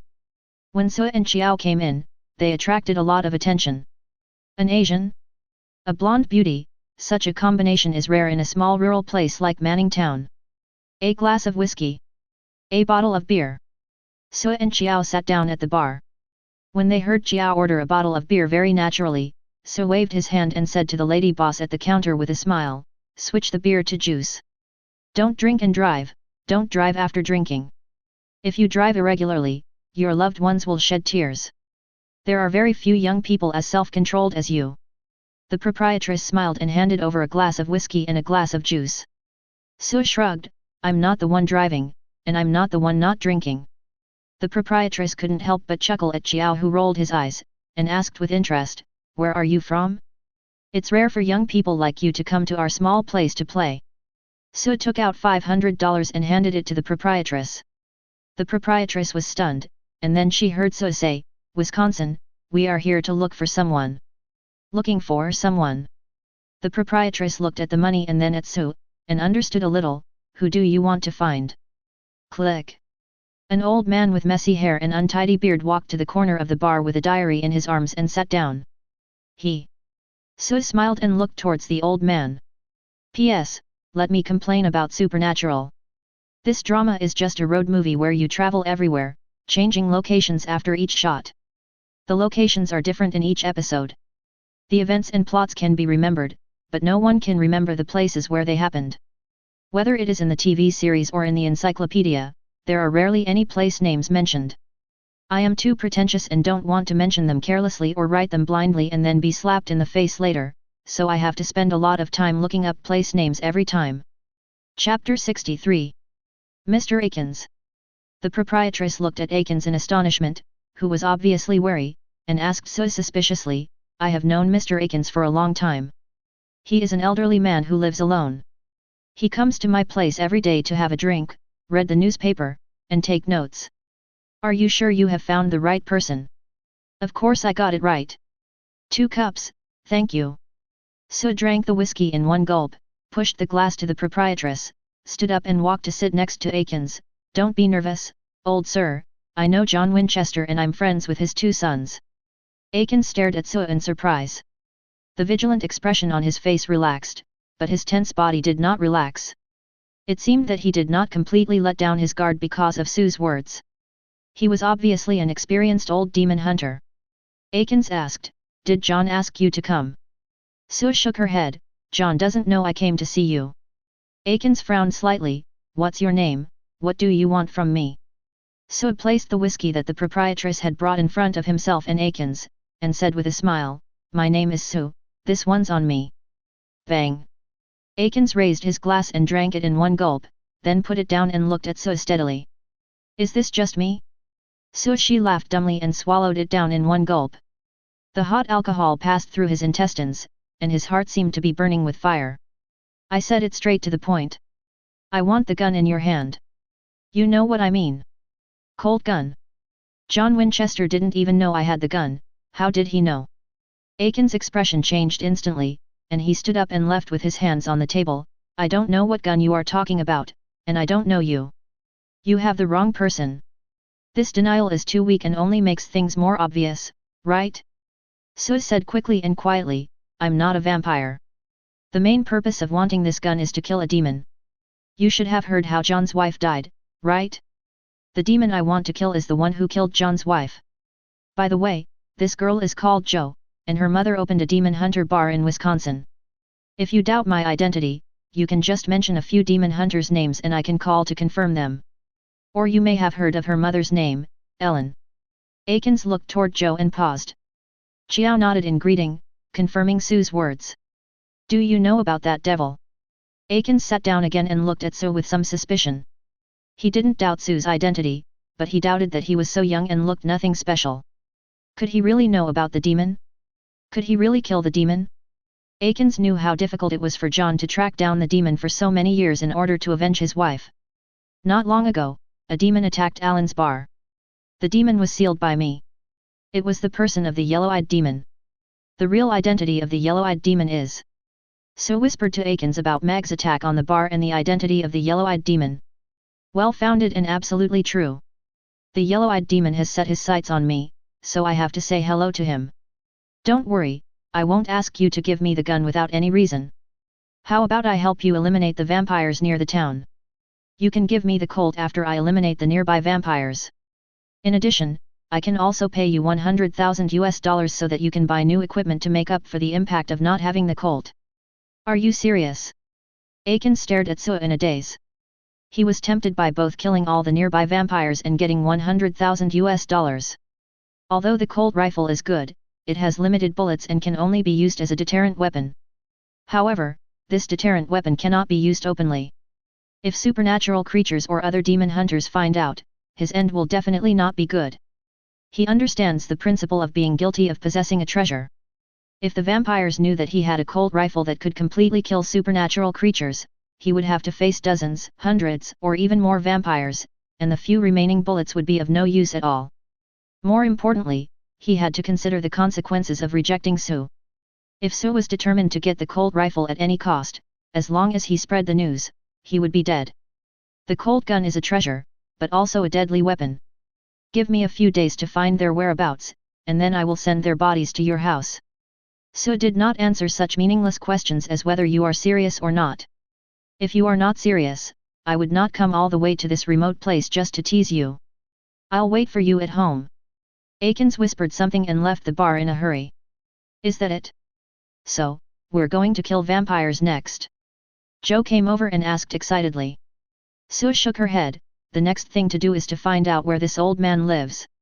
Didn't you see that he didn't tell me where he lives? He still doesn't believe me. Don't believe your identity. You don't believe in my ability. Finding his home is obviously a test. But this test is really low level. So curled her lips, turned around, took out a few US dollars and handed them to the proprietress. Tell me his address, and the money is yours. Chapter 64. Maybe you can tell me first, why do you want his home address? The proprietress was obviously tempted by the money in his hand, but she still suppressed her greed and asked another question. Sue shrugged. I fell in love with an antique pistol in his collection. We had already agreed on the price, but he was reluctant to part with it. Or maybe he didn't believe I could take good care of it, so he deliberately made things difficult for me. If I wanted to buy it, I had to go to his house, but he didn't tell me his address. Mr. Awakens can be really stubborn sometimes. The proprietress looked at Sue for several seconds, as if to make sure that he was not lying, then she took out a pen and paper and wrote down Awakens' address. Thanks. Sue put the money on the table, took the address written by the proprietress, stood up and left the bar with Jiao. After leaving the bar and getting in the car, Joe slowly started the car and suppressed his excitement and asked, Are there really vampires in this town? How do we find these vampires? Also, do you need me to prepare some weapons? Sue recalled the plot of this episode. There were too many different kinds of supernatural creatures in Supernatural, almost a new monster in every episode. Vampires were not mainstream at all. Even among the many types of vampires, the vampires in Supernatural were not mainstream. A cross can't hurt them, sunlight can't kill them, a stake through their heart can't kill them, the only way to kill them directly and effectively is to chop off their heads. What? You want some fire axes? Joe was surprised and said, They won't just stand there and let me chop off their heads. Is there no other way to deal with them? The blood of the dead weakens them. Suze can only say that they are worthy of being called the evil force. Even the weakest vampire in it is stronger than the mainstream vampires. Anna was hunted by Camille because of the daylight ring. Camille sent her men everywhere to get the daylight ring. As a result, the vampires in the evil force next door are naturally not afraid of sunlight. Isn't it infuriating? Not only is it not afraid of sunlight, it is also not afraid of silver. Perhaps because of this, there are very few vampires in Supernatural, especially in this episode, where the Winchester brothers learned about vampires for the first time, because their father John thought that Awakens and other Witchers had already wiped out the vampire clan. After all, their weakness is quite obvious. They are actually afraid of dead blood. Vampires are afraid of dead blood because it is not fresh and will cause stomach upset. Joe asked hesitantly, We're going to look for dead blood. No. Sue shook his head, rolled his eyes, increased his field of vision, and asked Jiao to choose a direction to drive to a remote place. He remembered that the lair of the vampires in the TV series was in an abandoned farm. As long as Joe drove far enough, his white eyes would be able to find the lair of the vampires in the vast night and lush forest. As long as a vampire appeared in his field of vision, he would be able to discover it at the first time. This group of vampires lives in groups of 8 to 10. The young ones will be sent out to find food, and bring the spoils back to their group place to let them bleed for a few days to a few weeks. The reason why Awakens in the TV series was found dead at home so quickly and even made it to the newspapers was purely because the female vampire in charge at the time wanted to please the male vampire leader. It is normal for Awakens to distrust or not believe the Sue family. These old demon hunters trust almost no one except themselves. They will not and are not used to leaving everything to others to decide. Just like John, the father of the Winchester brothers, his way of education is to do what I tell you to do, don't ask why, because I am definitely right. Dean, who obeys him, is okay, but Sam, who is more independent, can't accept his way of doing things. He finally finds his father, and then they quarrel over this disagreement. Joe, stop the car. On the dim road, Sue suddenly spoke. Jiao stepped on the brakes and asked, Did you find them? Turn at the fork in the road ahead and you will see an abandoned farm in about 2 minutes. There are 10 vampires inside. I'll go in first and you follow. If you perform well, I'll leave one for you to practice with. Sue opened the car door and got out with a smile. Sue took out the broken sword and beheading sword, which he rarely had the chance to use, and carried it on his shoulder. He jumped towards the forest by the roadside. Soon, under the moonlight, on the branches, an agile figure moved quickly and soon disappeared from Jiao's sight. Whether it was the sudden appearance of the sword or the way of moving, both made Jiao feel as if she was dreaming. Although she had accepted that Sue possessed all kinds of magical abilities, she still felt magical and incredible every time.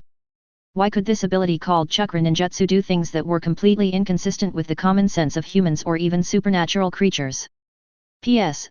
I recommend my old books, Marvel, The Coming of the King, Zombie Contract, The Strongest God of Death, Marvel, The Fruit of the Door, American Comics, The Strongest Villain, and KO1, The Strongest God of War. If it is troublesome to type the title of the book, you can directly look for my pen name on the site, Marvel King. Chapter 65. The dark moonlight enveloped the earth, and wisps of mist like hoarfrost filled the air around an abandoned farm. From the outside, the abandoned farm was pitch black without a trace of light, giving people a feeling of eeriness and fear.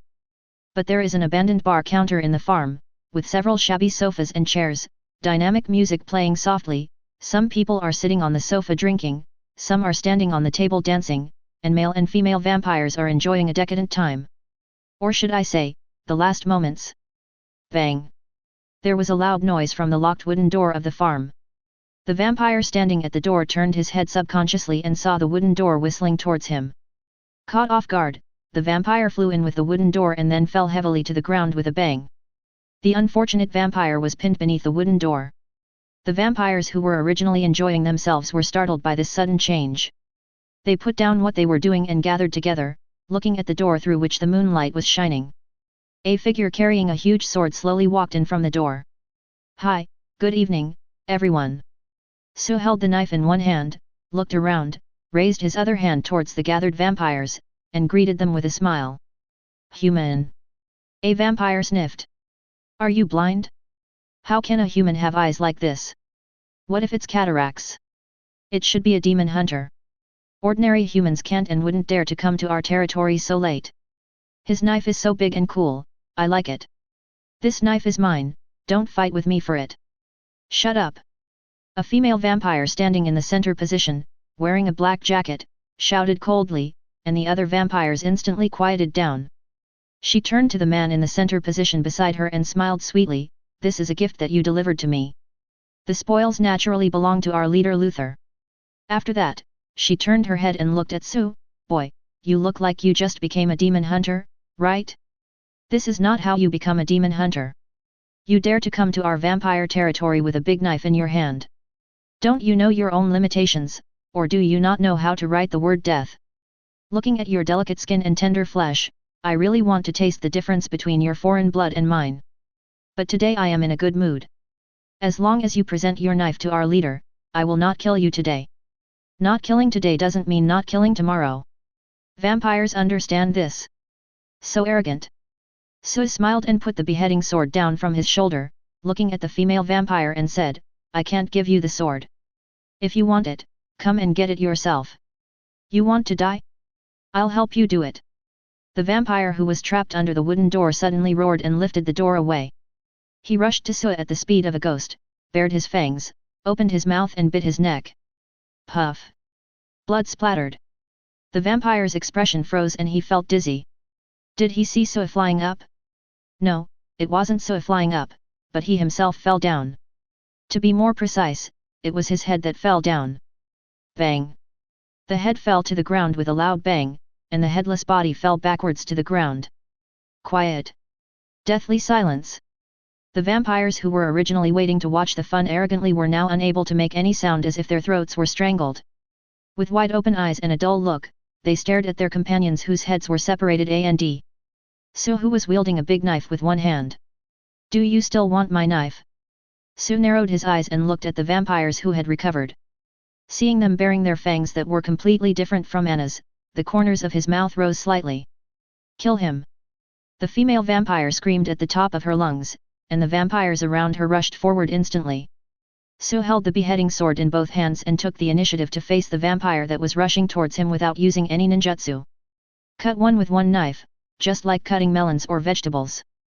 Vampire heads with bared fangs flew into the air, and an indescribable unpleasant smell began to fill the air.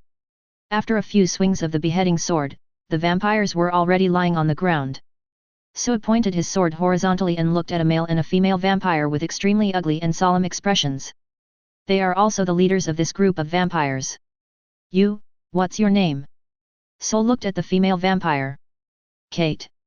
Kate, could you please stand aside? Sue smiled and said, it would be even better if you could help collect all the vampire heads on the ground. What do you want? We should have never offended you. Kate said in a deep voice. Sue smiled and shook her head, it's meaningless to say that. What do you mean by offending? Offending is only for people of equal strength. Ordinary people would have been killed by you long ago. Did the ordinary people who were sucked blood by you and killed by you offend you? The winner is the king and the loser is the bandit. It's normal to die bravely or kneel down and beg for mercy. Reasoning? It's really meaningless. Didn't you just say that you were in a good mood and would spare my life today? I'll give you a chance too. I have a companion who doesn't have much experience, so you can't kill her. In 10 minutes, if she doesn't kill you, you can leave this farm alive today, and leave this town alive. Chapter 66.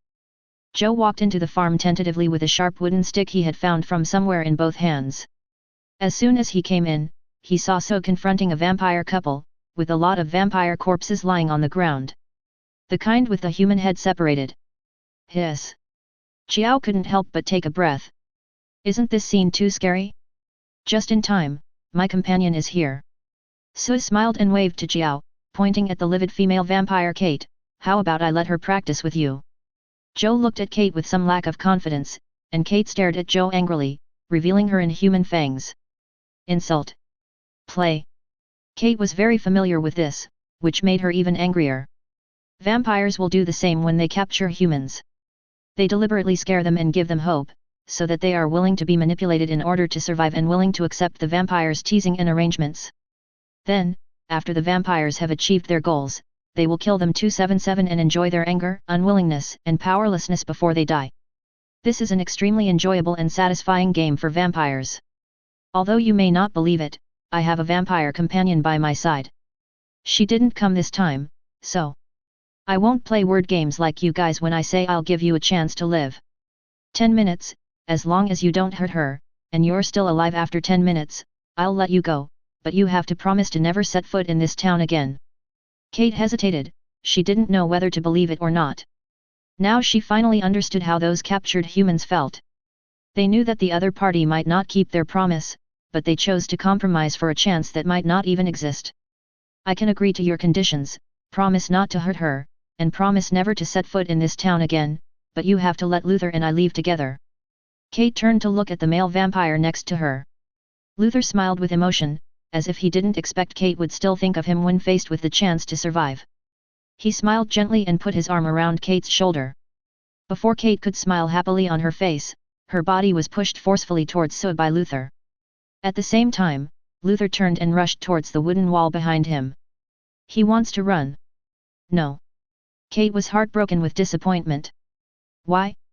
Why do I love you so much? Why do I want to take you away alive, but you just want to do this?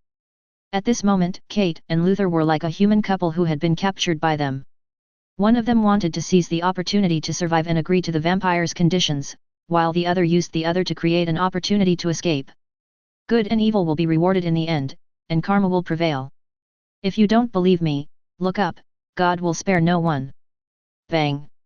Kate, who was pushed over, fell to the ground. At the same time, Luther had already broken through the wooden wall and rushed out, about to blend into the thick night. Earth escape, earth flowing river. Sue formed a seal and shouted softly. In an instant, the originally hard ground under Luther's feet suddenly changed, as if it had turned into a mudslide, instantly trapping him in it. Then, he was rushed back while screaming and struggling with his hands and feet. The river flows directly in front of Sue's house. Sue moved to the side, holding the beheading sword in both hands, and swung it at the rushing Luther like a stick. Call out! The knife fell and the head flew off. The male vampire Luther's head flew out, with a surprised expression on his face. Bang! His head hit the beam of the farm, and after landing, it rolled far away. The normal use of earth escape, earth flow river should be to wash away the enemy and prevent them from getting close, but Sue did the opposite and instead rolled Luther, who was about to escape from a distance, back in front of him. Sue took back the beheading sword, grabbed the short knife extracted from the system with his backhand, and handed it to Chiao. If you kill her within 10 minutes, this knife will be given to you. Really? Joe took the dagger eagerly and looked at the female vampire Kate who had stood up. She couldn't hurt herself, and she couldn't escape. 10 minutes should be enough, right? After all, it seemed so easy for Sud to kill the vampire just now. Sud cleared the surrounding vampire corpses aside, put the heads away separately, drew a circle for Joe and Kate to determine the range of the fight, and then formed a seal again. Shadow mimicry. Sud's shadow connected with Kate's shadow, making sure that he could control her actions at the first opportunity, and then he released the control and explained to the panicked Kate, just in case you feel that there is no hope of survival and harm my companions or want to kidnap my companions to escape. Kate remained silent. She actually had this idea. All her companions were killed and her lover betrayed her. Kate is now feeling disheartened and hopeless. If she can't hold on for 10 minutes, she might really risk her life to kill Joe to avenge herself. But now, Kate looked at Joe who was eager to try. Besides being envious of someone training her so carefully, she was also prepared to do everything she could to last for 10 minutes. Start. Sud took out his cell phone and started counting. Joe held the dagger and chopped directly at Kate's head. The way to kill a vampire is to behead it. There is only 10 minutes. The opponent will not fight back or run away. There is no need to consider other problems. It is enough to just chop off the opponent's head. Qiao's idea was simple, so simple that she forgot the most important point, which was the difference in strength. Sud dealt with vampires as easily as chopping vegetables and melons because he had his eyes rolled up, and he was far superior to vampires in terms of insight and strength. Qiao Ke didn't roll her eyes, and she didn't have many opportunities to engage in close combat with vampires or other creatures. Her strength, her reaction ability, and her experience were almost zero. Not to mention a vampire like Kate who has a quick reaction speed, even an ordinary demon hunter might be able to survive for several minutes by just defending without attacking. Time passed quickly, and Qiao's movements became more and more disorganized. Because she didn't know the exact time, she was easily avoided by the opponent every time. This pressure made her feel a great sense of urgency. Calm down. Calm down. I have to calm down. There should still be time. My attacking intention is too obvious now. I have no chance to chop off the opponent's head. Qiao slashed out with a knife, but Kate dodged it easily again. She stopped her action in despair and said in frustration, 10 minutes are up, I lost. Hey! Kate breathed a sigh of relief when she heard that. She had persevered and it was easier than she had imagined.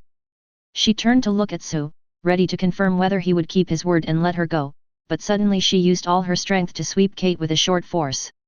10 minutes are up, you can't kill. Kate reacted and shouted hurriedly, but unfortunately she was hit in the neck by a dagger before she could finish her words and died. Who? Qiao panted and looked at Su who was timing. How long has it been? 9 minutes and 21 seconds, you win. P.S. The first update is up today. Since I don't have any drafts on hand, I will update as I go along. 5 updates at least, and then I will write as much as I can. I hope everyone will support my first order. Chapter 67.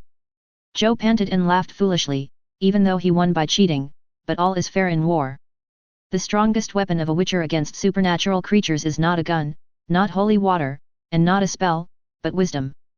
Besides, she was just cheating and did not violate the rules set by the Sui family. The key point is the rules set by the Sui family. So she said that the 10 minutes were up and she lost, but it was useless and she didn't break the rules, because it was Su who set the rules for her and the vampire Kate from the beginning to the end. Joe felt that he was quite clever. It's your first time hunting a vampire. How do you feel? Su smiled and took the dagger from Joe's hand and chopped off Kate's head. Then he returned the dagger to Joe. It's yours. Thanks. Qiao happily took the dagger again. Although the knife was not long, it was very sharp, and its size and weight were very suitable for a female demon hunter like her. I feel that I am too weak. I originally thought that I should be able to deal with her easily under such conditions, but I didn't expect. If you didn't help me, if I met her outside, let alone killing her, I might be killed by her before I could react at the first sight. Qiao concluded with some fear. Don't be fooled by the Wen brothers or other demon hunters as if every mission is easy. If each creature did not have obvious weaknesses that could be targeted, it would be almost impossible to complete any mission by brute force. Most prepared demon hunters may be able to complete the task, but these demon hunters die faster than ordinary people when they are not prepared. Now you know why Alan is so against you becoming a demon hunter, right? Well, let's clean up the spoils and go find old man Awakens. I'm looking forward to his expression when he sees us and the heads of these vampires. Su said with a smile. An hour later, the abandoned farm caught fire and Su and Xiao drove away with the vampire's head and a few selected trophies. 20 minutes later, the two arrived at Awakens' residence. An old villa located in the Kenyan forest. Speaking of which, people here seem to like wooden buildings very much. Whether it is a villa or a farm, many buildings are made of wood, especially in the countryside or remote areas. Once I draw wood release, even without money from the system, I should be able to make a lot of money by opening a real estate company. Bang, bang, bang. Joe went up and knocked on the door. Soon, Awakens' vigilant voice sounded, "Wei.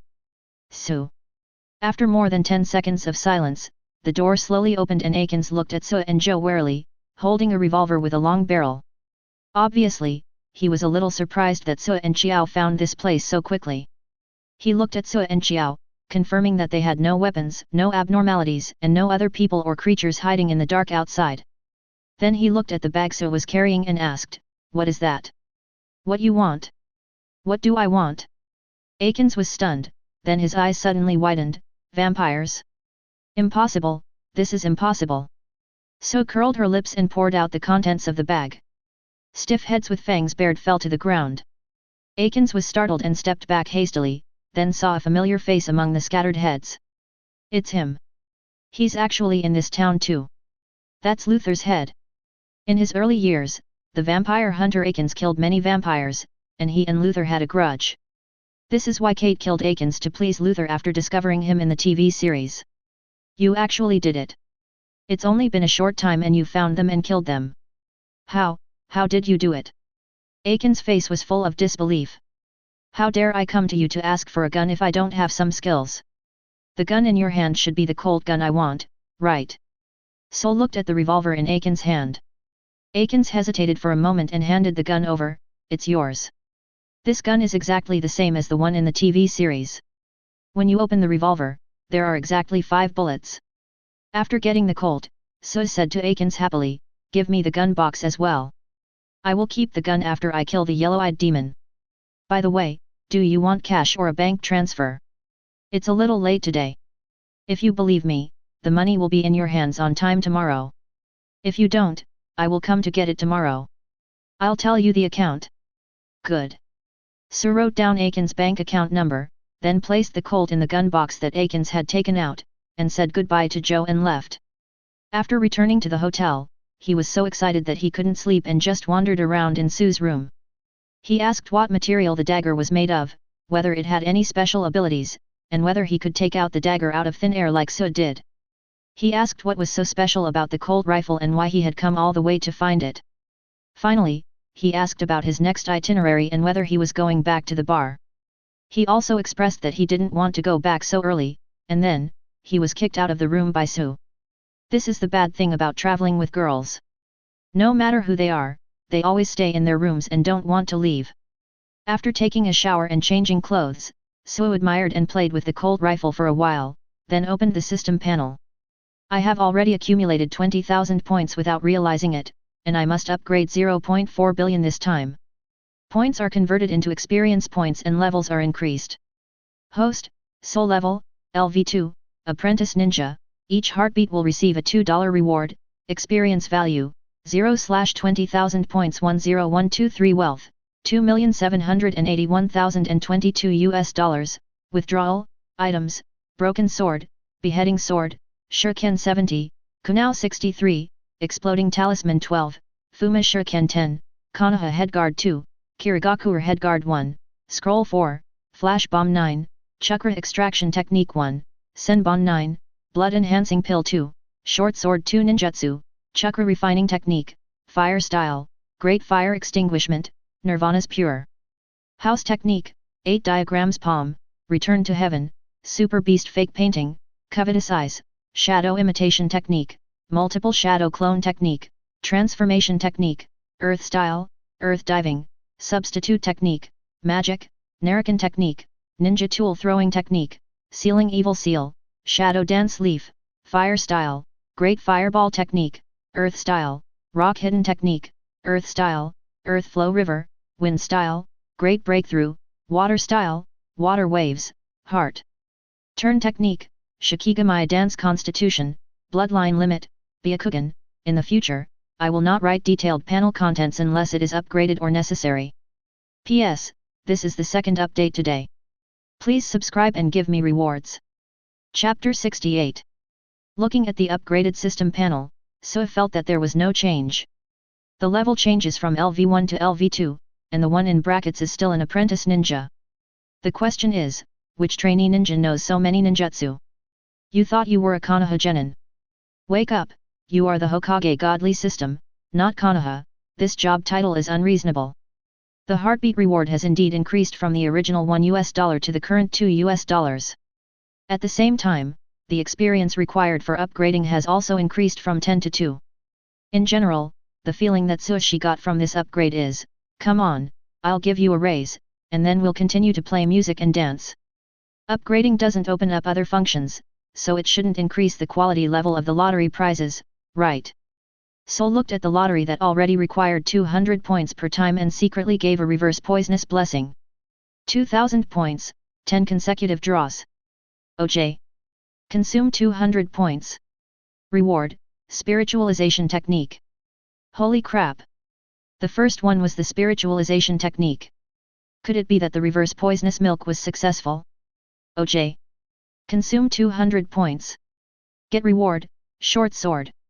Just pretend I didn't say that. Finally, the result of 10 consecutive draws. Spiritualization Technique 1 Short Knife 1 Seal Talisman 1 Konoha Forward Guard 1 Sealing Technique 1 Shuriken 5 Although the reverse poisonous blessing did not succeed, Sue was very satisfied with the result of this lottery. He was lucky to begin with, and the first lottery after the upgrade might have increased his luck. The Spirit Transformation Technique is one of the 3 ninjutsu that he wants very much at the moment. It can allow one's soul to leave the body. Its common uses are to possess a body to kill people, transmit information, or confirm the life or death of the target. Sue believes that the greatest effect of this move is to deal with those incorporeal spirits. A real man has to fight head-on, whether it is body or soul. It sounds like something is weird. Never mind. It doesn't matter. What matters is that he now has the ability to deal with ghosts and evil spirits. Unfortunately, there are no ghosts or vengeful spirits for me to try now. The Sealing Talisman is very useful. With it, I don't need to expose my shabby painting skills in the short term. Sealing technique is not a general prefix for all sealing ninjutsu, but the most basic sealing knowledge and skills. In simple terms, things like hunting vampires and putting them in bags like today will never happen again. You can directly use sealing technique to seal objects or corpses in a scroll. It is a very practical ability in daily life. For example, the cold gun does not need to be carried with you after learning the sealing technique. It can be directly sealed into the scroll and put back into the system. Even if the yellow-eyed demon Azazel knows that the cold gun is in his hand, he will not be able to find a chance to steal it. I don't want to give it to you, Azazel. You are the prince of hell and the ruler of hell now. Even if God comes, it will be useless. I said it. Bang. Sue used a blank scroll to seal the cold gun and its box, then took back the scroll. He was a little greedy and thought of Uchiha Obito's Mangeki Sharingan ability. To be precise, it is the Shinwei space. The Shinwei space is equivalent to having your own portable space in another world, and its effect is much stronger than the sealing scroll. At least the sealing scroll cannot seal living people, but the Shinwei space can. It is very suitable for people like me who have no fixed place to live, like to buy all kinds of things, and like to take a driver with him when traveling for adventure. Suddenly encounter danger and worry about the driver's safety? Put it into the Shinwei space. Buying too many things makes it inconvenient to travel? Put it into the Shinwei space. You have no fixed place to live and don't know where to put your collection? Put it into the Shinwei space. Shinwei space is a must-have for home and travel. I want it so much. The level was upgraded, the prize was drawn, and the gun was sealed. Although he was a little unsatisfied, Sue could only comfort himself that there would be bread, and then, go to sleep. No words were spoken that night. The next day, Sue and Joe checked out of the hotel, transferred $100,000 to Awakens, and then drove away from Manning. Do we really have to go back directly? We have only been out for a few days. If we go back now, the bar has not been renovated yet and there is no place to live. I don't care. I am a country girl and I can live in any environment. Can you do it? While driving, Xiao pretended to be calm and tried to persuade Su to change her mind. Su chuckled and raised the corner of his mouth. He had not planned to go back so soon this time. On the one hand, the bar was being renovated, and I had nothing to do when I returned, which wasted time and caused me to miss a lot of surprises. On the other hand, after getting the Colt gun, I would definitely have to go find the yellow-eyed devil Azazel. It's best not to delay too long on things like getting a slap in the face and taking revenge. It feels best to take revenge immediately. Although Su didn't know where Azazel was and didn't want to follow the plot and wait for something to happen, he had the Colt in his hand, so he could easily let Azazel come to him. But this way, Joe can't follow. If Azazel were to attach himself to Joe, not only would his advantage be wiped out, he would even be restricted in every way because of his fear of the consequences. He was looking for Azazel to slap him in the face, not to offer his face to be carried. It should be about the same. Su said suddenly. Xiao asked in confusion, what's almost done? It's almost time. Even if you turn around now, you probably won't be able to find the real body. So, don't waste your time and drive back to Wisconsin. What do you mean? What true form? Aren't you here? After asking 3 questions in a row, Xiao reacted and stepped on the brakes in a hurry, and asked tentatively without any luck, are you the shadow clone? Although Su had never used the shadow clone technique in front of her, she had heard Olivia and the others talk about this magical shadow clone before. Bingo! That's right, but unfortunately there's no prize. The shadow clone smiled and explained, no, the original body wants to kill the yellow-eyed demon, and it's inconvenient for you to follow him, so after transferring the money to Awakens, he replaced him with me. I don't have much chakra, so I will disappear after explaining. Be careful on your way back, and remember to call home to report that you are safe. White smoke appeared, and the shadow clone disbanded and disappeared. Xiao looked at Su, or Su's shadow clone, who disappeared just like that, and didn't know what to say for a moment. As for? In order to get me home, you actually used a shadow clone to trick me? But, this shadow clone is really amazing. If I could clone myself, my mom wouldn't be able to stop me from becoming a demon hunter, right? The shadow clone stays at home while I go out to hunt demons. Just thinking about it makes me excited. P.S. Today is the 3rd update. What would happen if the yellow-eyed demon died now? The gate of hell is not opened, and when Dad doesn't have to die, it should disrupt a lot of things. Chapter 69. Manning, Colorado. In the desolate and gloomy primeval forest, after receiving the feedback from the shadow clone, Su took out the sealed scroll with a covetous look, looked at the demon sister Mag who was pressed by the tiger on the scroll, and opened the seal with great expectation. Bang! Surrounded by white smoke, Mag lay on the blank scroll and looked around in surprise and confusion. Then, seeing Su smiling brightly at her, Mag stepped back hastily and opened her mouth to run away. Magic, the art of Naruto. No. No, I won't run away, I won't run away. Hearing these words that she would never forget, Marg's body shook like a sieve as if she had an instinctive reaction. She trembled and begged for mercy at the top of her lungs. I was just shouting casually, I didn't make any seals. Su swore that he really didn't mean it. He just shouted subconsciously when he saw the familiar scene of Mag opening her mouth to run away, without even making a seal. I didn't expect Miss Mag to react so strongly. She was so scared. They were both hit by the Naruto technique. Compared to him, the reaction of Theo, the werewolf leader, should be excellent now that I think about it. He just lost the courage to look me in the eye. Unlike Miss Mag, who begged for mercy with deep feelings. Su felt that even if Miss Mag faced death, she would not be as scared as she was facing herself. Maybe she got hit too many times? If a most terrifying scene is repeated over and over again, one will either overcome the fear or succumb to it. Miss Marg should be the latter, while the werewolf leader probably has too little experience. Calm down, let's talk. Su said softly, so as not to scare the devil sister. Talk, about what? Marg was not angry at all for Su scaring her. She just hoped that Su would not use that trick again. Su thought for a moment and said, let's talk about how you felt during the time you were sealed. Do you know your situation? Can you detect the situation in the outside world?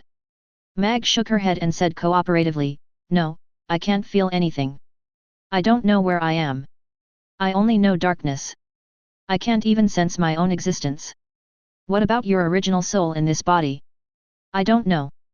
I mean, when I was sealed, I couldn't sense her existence at all. Unlike now, I know where she is and what she is thinking. I can even feel her presence as long as I have a thought. It will completely devour her. Fearing that So would misunderstand, Mag explained, I didn't mean to threaten you with her.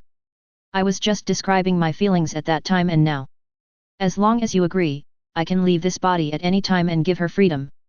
Devil Sister, show online what it means to be cautious. How is her physical condition? Has she been affected by the seal? If you weren't there, and the sealed ones were just ordinary humans, do you think there would be any impact after she was released?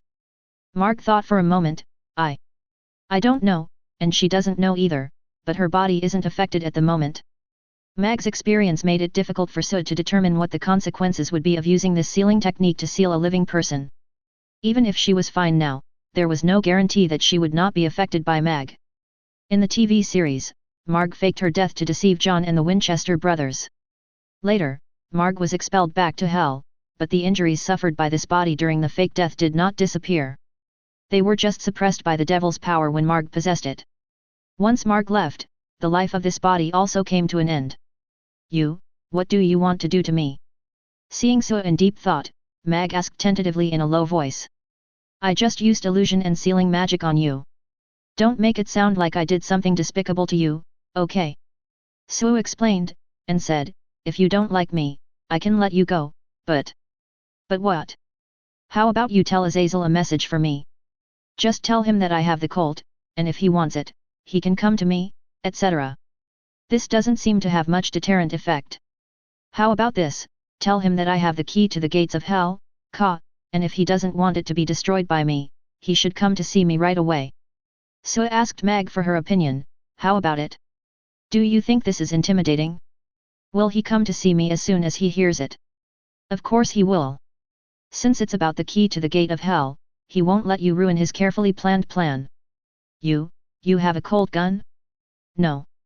You know about the gate of hell. Mark suddenly reacted halfway through her analysis and looked at Sue in amazement.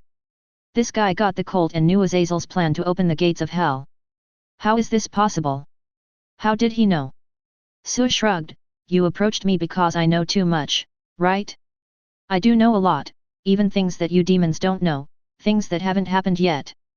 For example, although you are working for Azazel now, you are actually one of Lucifer's most loyal believers. I'll tell you a secret that hasn't happened yet.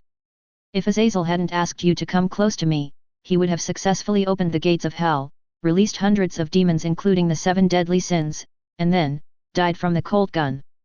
After his death, Lilith would have come out to fight for the power of hell, trying to unlock Lucifer's seal and release him. This should be good news for you, but Azazel's action of asking you to provoke me will not only prevent the gates of hell from opening, but also prevent the first seal that releases Lucifer from being unlocked. The consequence may be that Lucifer cannot return. Sue spread his hands, do you think Azali should die? Damn it! Mag snorted coldly with gritted teeth, obviously believing Sue's words and taking things that did not happen or had not happened yet seriously. I have to say, Sue's tricks are quite something. Please help me pass a message to Azazel. Be careful not to let him use the people around me as bargaining chips. I promise that when he appears in front of me, it will be his death. Kill him, for revenge of Lucifer. I can promise that I will not stop you from releasing Lucifer, and I can even provide you with help when necessary. You really won't stop me from releasing Lucifer. Lucifer is not necessarily the worst person in the world. In my opinion, he is just a child who lacks love. He is a proud child who smashes his favorite toys because his father doesn't like him. From a human perspective, he is not the biggest villain. A child lacking love? Sundara? Are you sure you mean Lucifer? Mag stared at Sue blankly, completely stunned and overwhelmed by these words that sounded like Sue's pretentiousness. P.S. Today is the 4th update, no more for now, I will continue during the day, and will continue to update after I get up in the afternoon. I hope the subscription will be acceptable. Chapter 70. Who are you? Mag really couldn't guess Su's identity now. At first, Mag thought that Su was just an ordinary person with some special abilities who happened to know some secrets. Although such people were rare, it was no big deal. Humans are always humans and can never pose a real threat. Otherwise, it would be Azazel instead of himself who approached Su. Later, Mag found out that she was wrong. Su didn't have any special abilities at all. She was actually the demon Nemesis. A demon like her who could serve Azazel on the front line was considered outstanding in hell. However, she was tortured and collapsed after the first encounter. She is a demon from hell, but she was tortured and collapsed by a human. If this were to be spread out, who would believe it? Mag had already determined that Su was on the same level as Azazel, and then, what did Su do? He got the cold gun and predicted Azazel's plan. Azazel's careful arrangements over the years seemed to have become a joke at this moment. Even Su only needed to pull the trigger to completely dissipate the Prince of Hell. Just like Azazel knows every move of the children with his blood, Su also knows every move of Azazel. Well, from this perspective, Su seems to be more advanced than Azazel. Then what? He evaluated Lucifer, using a tone like that of an elder to evaluate the Lord of Hell. In my opinion, he is just a child who lacks love. A proud child who smashes his favorite toy just because his father doesn't like him. Listen. A child lacking love. Sundara. Even the most unruly and daring guy wouldn't dare to use such a tone and such comments to evaluate Lucifer, but Su said it just like that, and said it lightly. How many people can evaluate Lucifer in such an elder's tone? Michael? Gabriel? Or God? Marg's imagination became bigger and bigger, so big that she suddenly shuddered for no reason and dared not think in that direction anymore. But, she seemed to have heard that God favored the East, and it rained heavily for 40 consecutive days, but not the East. So, if God is an Oriental or appears in the form of an Oriental, it seems to be acceptable, right? No, I really can't think about this anymore. Marg shook her head violently, and her neck made cracking sounds. Are you okay? Seeing that after Mag asked about her identity, she began to shake her head inexplicably, with her neck crackling, so it felt that she was becoming more and more unable to understand this devilish young lady. No, it's okay. Just pretend I didn't ask the question just now. Mag responded quickly, and then, as if afraid that Su would dwell on this issue, she hurriedly changed the subject. I will try to contact Azali now, and I will definitely convey your message to him. Besides the blood phone call, do you have any other method? Su knew that this young lady often asked someone to slit her throat and bleed her in order to contact Azazel and make interdimensional calls. This is the fastest way. If you don't like it, I can try to contact my brother or other demons and ask them to convey the message. Song is like this. I can't ensure that the message will be passed to Azazel as soon as possible. Mag said. It doesn't matter. Just come see me as soon as Azazel receives the news. Then I'm leaving. Go ahead. I'll be waiting for Azazel here for the next few days. You don't have to come back after you deliver the message. I told you that if you don't like me, I can let you go. Mag didn't say anything, but just nodded slightly to Su to indicate that she understood, then turned and walked out of the forest. I wonder how long it will take Azazel to come. Su chose this place because no one would disturb her. She could let go when dealing with Azazel and practice her endurance when she was bored. Fire style, Great Fireball Technique, Earth style, Hidden Rock Technique, Earth style, Earth Flow River, Wind style, Great Breakthrough, Water style, Water Wave, several kinds of ninjutsu, released, and soon, an area formed around him that seemed to have been plowed by a professional machine. The ground is flat and bare. Su recovered his chakra and made 10 consecutive attacks. Then, it was shipped. I originally just did a 10 pull to kill time, but ended up getting a big item. 0 request flowers. Flying Thunder God Technique. Flying Thunder God Jutsu is an S-level space-time ninjutsu developed by the second Hokage, Tobirama Senju. It uses the technique to achieve the effect of instant movement and is a type of instant teleportation technique. The caster will leave the Flying Thunder God spell on the target in advance, which can cause the caster or objects that indirectly come into contact with the caster's chakra to move instantly. The caster is able to relocate large targets multiple times while having sufficient energy. This technique can be used to attack, shorten the distance of long-range ninjutsu, disrupt, surprise attack on opponents and divert targets. It can also be used to evade and escape in critical situations. No seal is required when activating. There is no need to say much about the awesomeness of the Flying Thunder God technique. Anyone who has watched Naruto will understand. For Su, aside from the functions of attacking, shortening the distance of long-range ninjutsu, disrupting, ambushing the opponent, or avoiding and escaping, what really excites him is the instant movement. Before, he had thought about using the summoned beast to reverse summon to achieve rapid teleportation around the world, but this idea was too difficult to realize.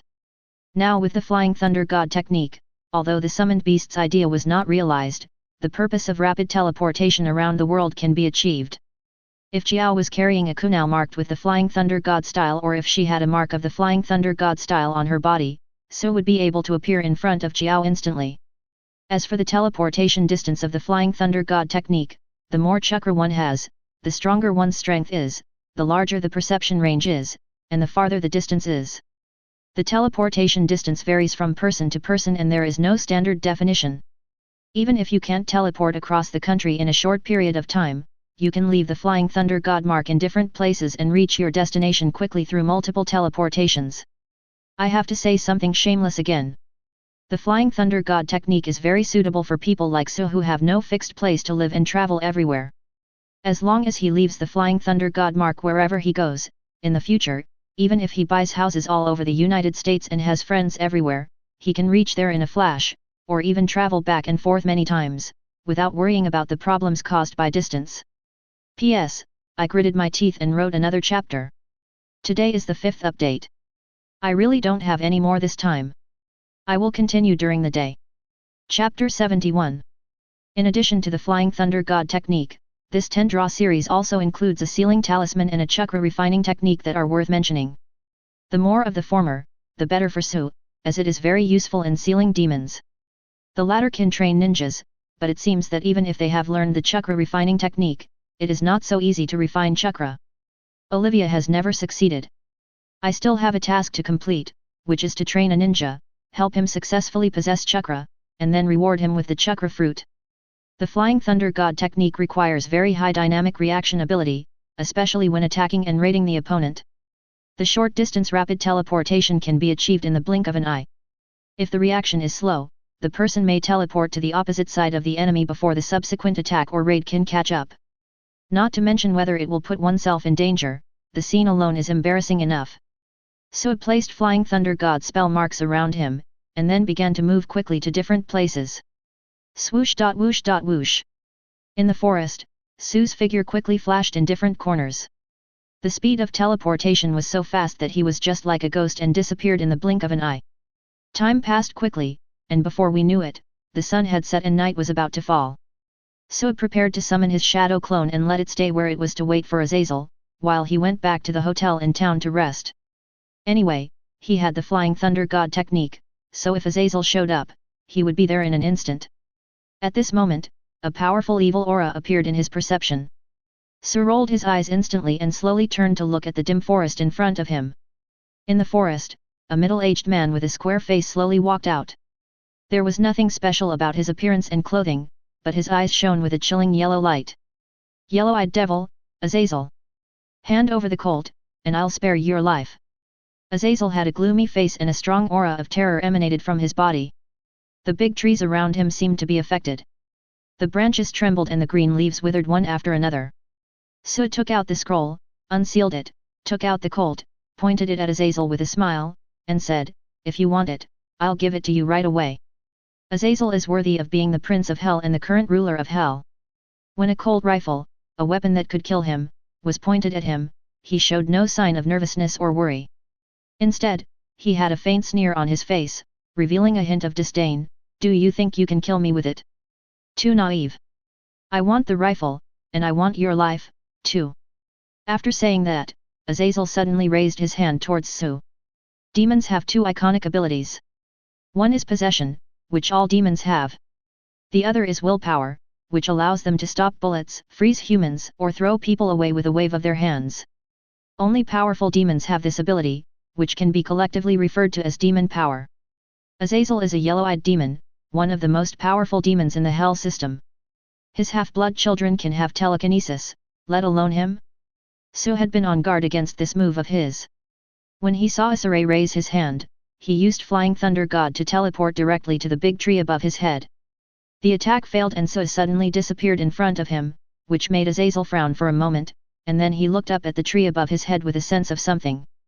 Su was like a bat standing upside down on a thick branch. The two of them looked up and down, stared at each other, and attacked almost at the same time. The power of the devil. Magical Narakujutsu. Bang! The branch where Su was located was instantly destroyed by an invisible force, but Su quietly appeared on the branch of another big tree. The Flying Thunder God technique is really useful. The magic of Naruto is the real devil nemesis. After Miss Mag's verification, Su wanted to try whether this ninjutsu was effective against a demon of Azazel's level. Now looking at Azazel's reaction, it should be equally effective. Illusions target the mind, and a demon of Azazel's level should have very strong mental power. Although the illusion was successful, it was probably because he was unprepared and it was his first time experiencing this kind of illusion attack. Goodbye, Azazel. Su raised his hand and threw a kunai at Azazel. Azazel's originally dull eyes flashed with cunning, and just when the kunai was about to hit him, he suddenly raised his hand to freeze it. The method just now was very good. Even I couldn't react in the first time, but this? You should have seized the opportunity and shot directly. Azazel waved his hand, and the kunai fell to the ground from mid-air. Obviously, the Narakushin technique did not have much effect on Azazel. The reason why he did not wake up immediately was that he wanted to take the opportunity to find out what other tricks Su had. The two of them have quite the same idea on this point. Azazel wants to know what methods Su has, and Su wants to know what effect his methods have on Azazel. Flying Thunder God technique.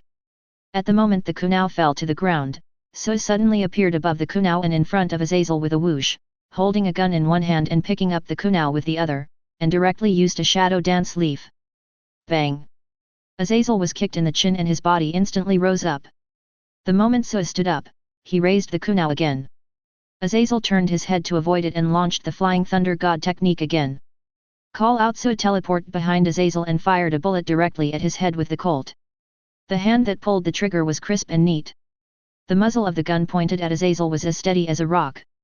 Bang! A gunshot was heard and Azazel's expression froze. A bloody hole appeared where he was shot. Golden light flashed on his body and penetrated through it. Bang! Azazel fell to the ground with a bang, his expression stiff, his body rigid, motionless, and without any reaction. Su fell lightly, and was quite emotional when he saw Azazel die just like that. The reason for his excitement was simple. Azazel was the big boss in the first 2 seasons of Supernatural, the Prince of Hell, the ruler of Hell. Both the Goo breeding plan and the Hell's Gate plan had not officially started yet, and then he was killed by himself. That would be fine, but the fight just now also proved 2 things. First, illusions are indeed effective against demons, or in other words, the more powerful the being, the better the effect after being hit by the illusion.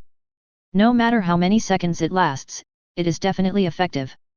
My current attainment in illusion is 3.7, which is not very strong, and my mental strength is just so-so. If it improves, the effect of the illusion will definitely improve as well. Second, the demon's reaction speed is not that exaggerated. Maybe for ordinary people, the demon's reaction is very fast, but this speed is actually within the scope of normal reaction speed. At least they may not be able to keep up with the teleportation speed of Flying Thunder God technique. That's right. If the demon's reaction speed is really that exaggerated and inhuman, how can the Wen brothers and those demon hunters without the protagonist's halo deal with the demon?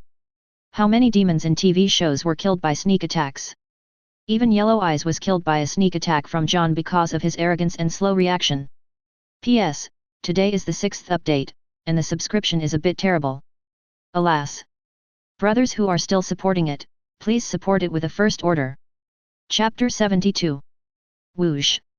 Just as Su was lamenting the death of Azazel, a figure like a jaguar suddenly emerged from the forest behind Su, moving as swiftly as lightning, with a ferocious and crazy expression, and rushed straight towards Su. Su turned around leisurely, and the seal was completed at the same time. Magic, the art of Naruto. The eyes of the man who was under the illusion froze, and his originally rapid movement suddenly stopped. His body dived forward due to inertia, and then, with a plop, he knelt down in front of Su with his whole body prostrated. I'm rolling my eyes, and you still want to attack me? Sue shook his head and said to another figure that quickly ran out of the forest, I said I would let you go, why did you come back? Mag glanced at the already cold Azazel, then looked at the man kneeling in front of Sue and trembling slightly. She shuddered subconsciously and explained, I just want to make sure Azazel is dead. If you are in trouble, I might be able to help. Miss Marg seemed to have been completely fooled by Sue. Sue pointed at the man kneeling on the ground with his chin without commenting, he is your brother. Yes. You don't mind dealing with him, do you? No problem. Most of the ordinary demons in hell are actually transformed from human souls. Of course, this man is not Mag's biological brother, although they are called brother and sister, and Mag also calls Azazel father. The demons are mainly related by bloodline and faction.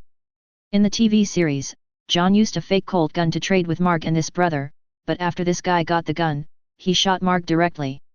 Fortunately, the gun was fake, otherwise Mag would not have been killed by the Wen family, but would have been killed by herself instead. Multiple shadow clone technique. Sue first summoned 2 shadow clones, handed the Colt rifle to one of them for safekeeping, and then asked the shadow clone to protect himself while he performed the mind-turning technique on the man. Boom!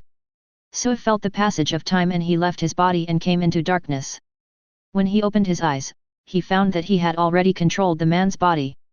In the perception, there are 2 other consciousnesses in this body.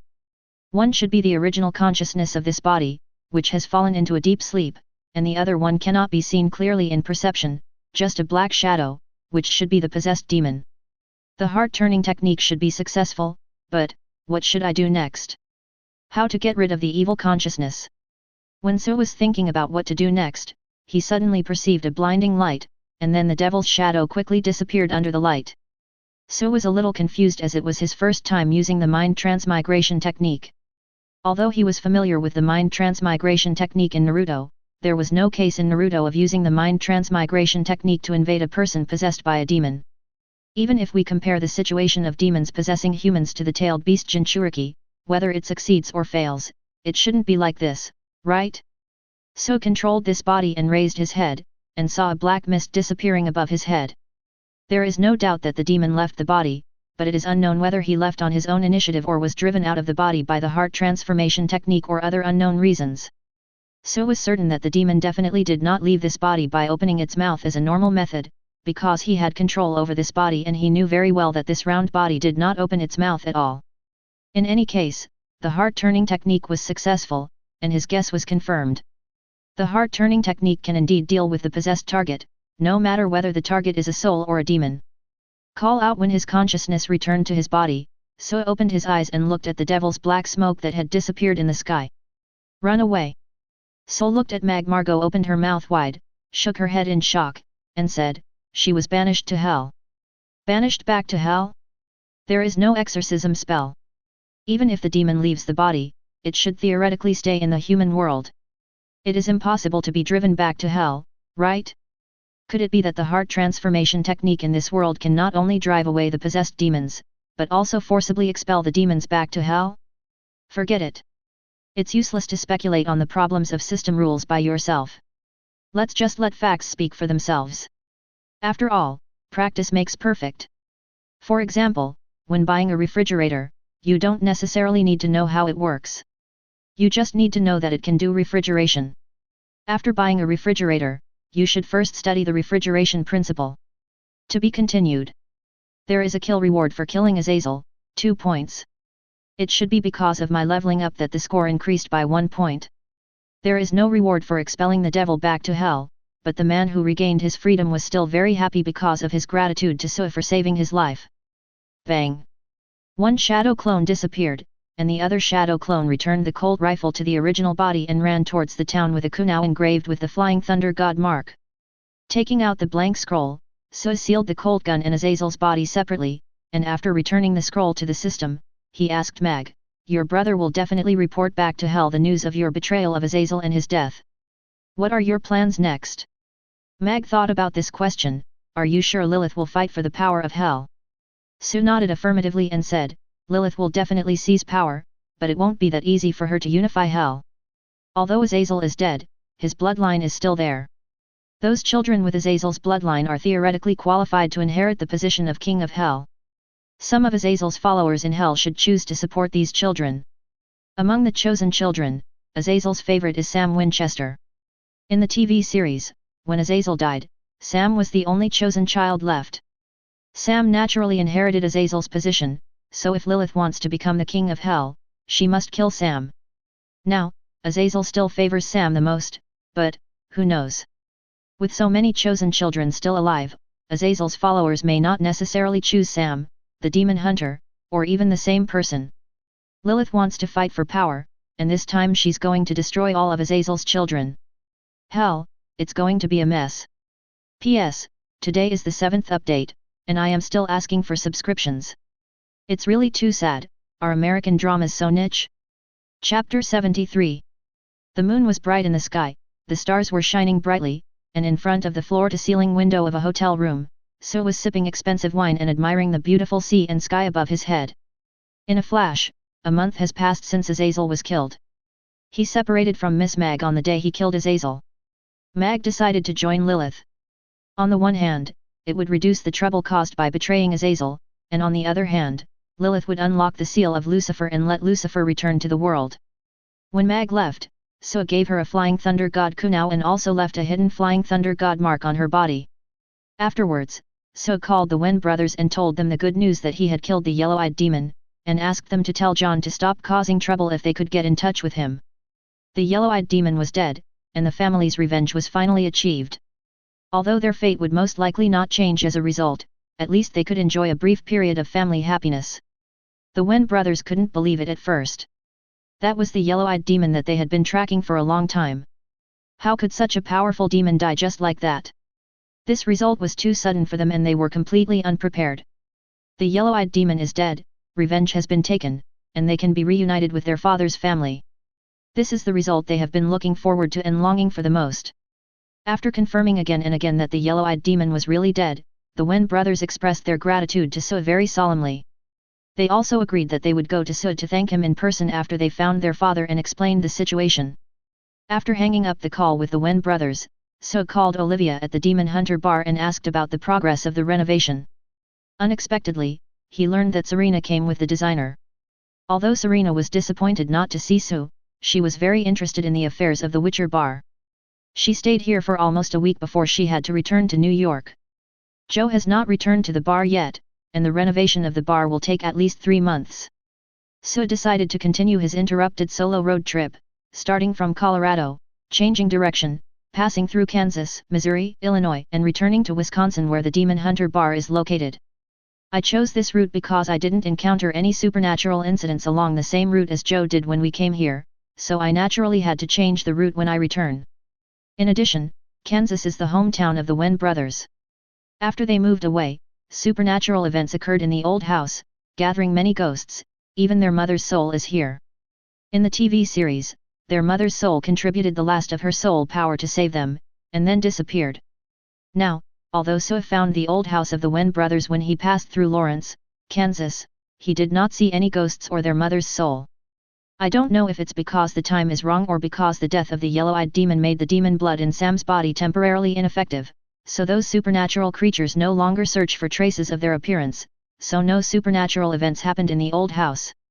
It was a wasted trip. Sue left the Flying Thunder God Mark and continued on his way. After more than a month, he is now in Rockford, Illinois.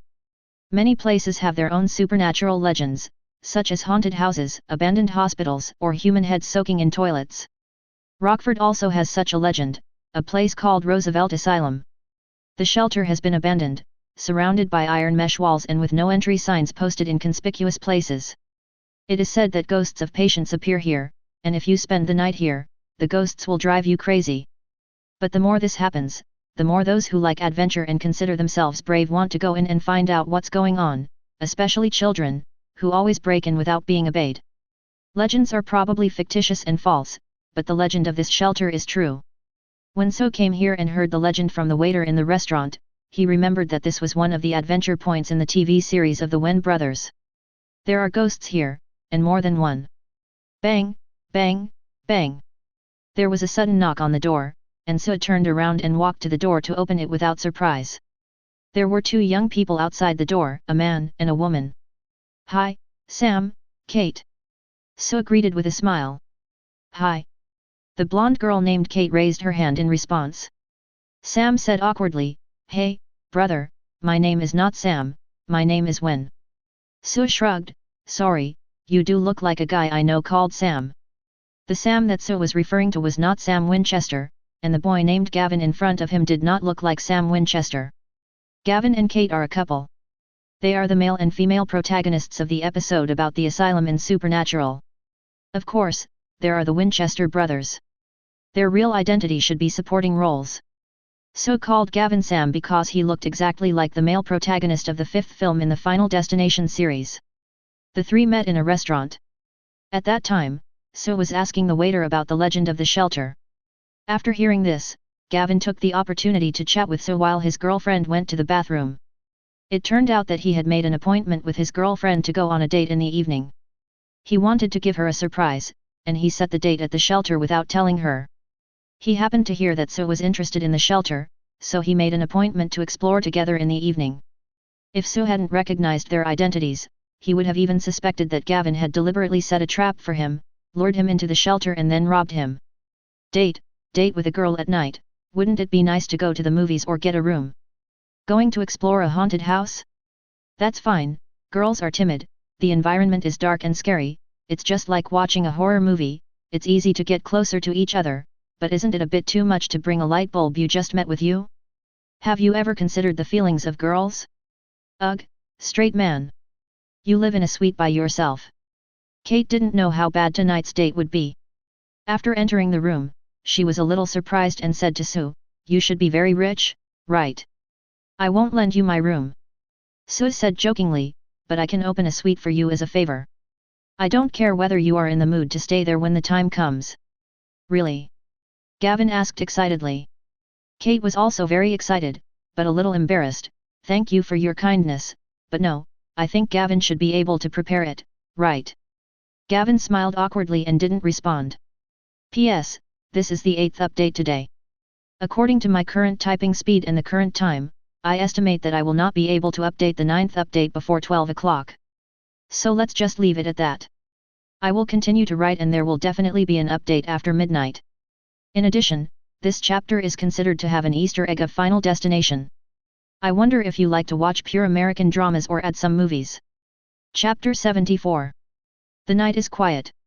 The shelter was filled with debris and garbage and was completely dark and so quiet that it made people feel a little uneasy. In a corridor filled with cobwebs and paper scraps, 3 men and women holding flashlights carefully avoided the garbage and obstacles on the ground, while listening attentively and holding their breath, illuminating the surrounding environment with their flashlights. The cold wind blew in from the broken windows in the corridor, making occasional howling sounds. Every time the scraps of paper and bags on the ground were blown, Gavin and Kate, who were walking in front, would hold their breath and tense their bodies. As if to dispel some fear, Kate turned to look at Sue. What kind of hobby is this? You come to a place like this late at night and you wear sunglasses to act cool. Aren't you afraid that you won't be able to see the road clearly when you run if you really encounter something? You think too much. Kate nodded, That's right, there are no ghosts in this world. No, what I mean is that if you encounter a ghost, you can't escape even if you don't wear sunglasses. Sue finished his words slowly. Squeak. Gavin pushed open a door in the corridor, and there was another corridor inside. The flashlight shone everywhere, and Gavin whispered in amazement, Look here, it's a bit scary. 810 I feel like we are watching a movie. Kate, who had just been left speechless by Sue, said softly as she looked at Gavin who had stopped. Gavin didn't hear the resentment in Kate's tone at all. He turned around and said with some pride, This feels more real than that. It's like we are in a movie. Kate sighed helplessly, I can't believe this is the date you told me about. Gavin winked and smiled, then turned around and continued walking forward. As they were walking, Gavin suddenly shouted, What is that? Ah! Kate was startled for a moment, then she found Gavin laughing triumphantly, and slapped his shoulder hard in anger. Weren't you scared? Gavin dodged his girlfriend's attack and felt a little unfulfilled when he saw the calm Sue. How should I put it? Sometimes it's annoying to be the only one sober when everyone else is drunk, especially when it's others who are sober and not yourself, which is quite disappointing. Sue shrugged noncommittally. Scared? No, I was offended indeed. Forget about your childish tricks. Even if the king of hell, Cassie, appeared in front of me, I wouldn't panic. Not only that, I even shot him. Gavin found a room with an open door deep in the corridor and suggested excitedly, let's go and take a look at the village. Kate said, I don't want to go over there, let's go. Bring it on. Gavin tried to persuade Kate, but seeing Kate's resolute attitude, he looked at Sue and asked, what about you? Are you going? Sue said indifferently, it doesn't matter whether I go or not.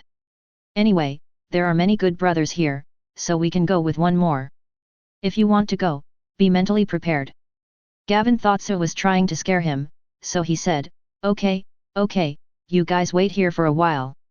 Gavin. I'll only be gone for a short while. There's nothing here, I promise. Gavin said, then left his girlfriend excitedly and walked towards the room further inside. Kate rolled her eyes helplessly and crossed her arms. Obviously, neither Gavin nor Kate believed that there were ghosts here. Kate was unwilling to go in only because of the fear of the unknown rather than because she believed there were ghosts inside. But the fact is, there really is a ghost inside. Sue saw it with his own eyes. Yes, I saw it with my own eyes. Sue wears sunglasses because he has his white eyes open. The original purpose of opening his white eyes is to move freely in the dark without being affected by vision and environment. However, opening his white eyes brings an unexpected benefit. His white eyes can see ghosts. The Byakugan can see far, see through, and even enhance one's own abilities. I've never heard that the Byakugan can also be used as a yin-yang eye.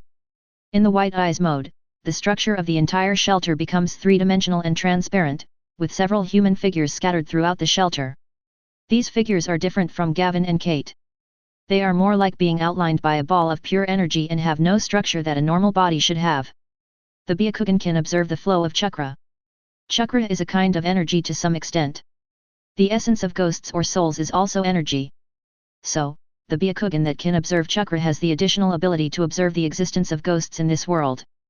Sue felt that this understanding should be correct. At this time, Gavin had already walked into the open room with a flashlight in his hand, and was looking at everything in the room curiously with the excitement as if he had discovered a new world. The door slid slowly and silently and closed with a bang. Gavin was startled at first, but somehow he soon felt relieved. Instead of trying to open the door like a normal person, he ignored it and walked into the depths of the room. This means you won't die if you don't commit suicide, right? If you were more careful, you wouldn't react like this. Compared with the male protagonist in Final Destination, you are quite different.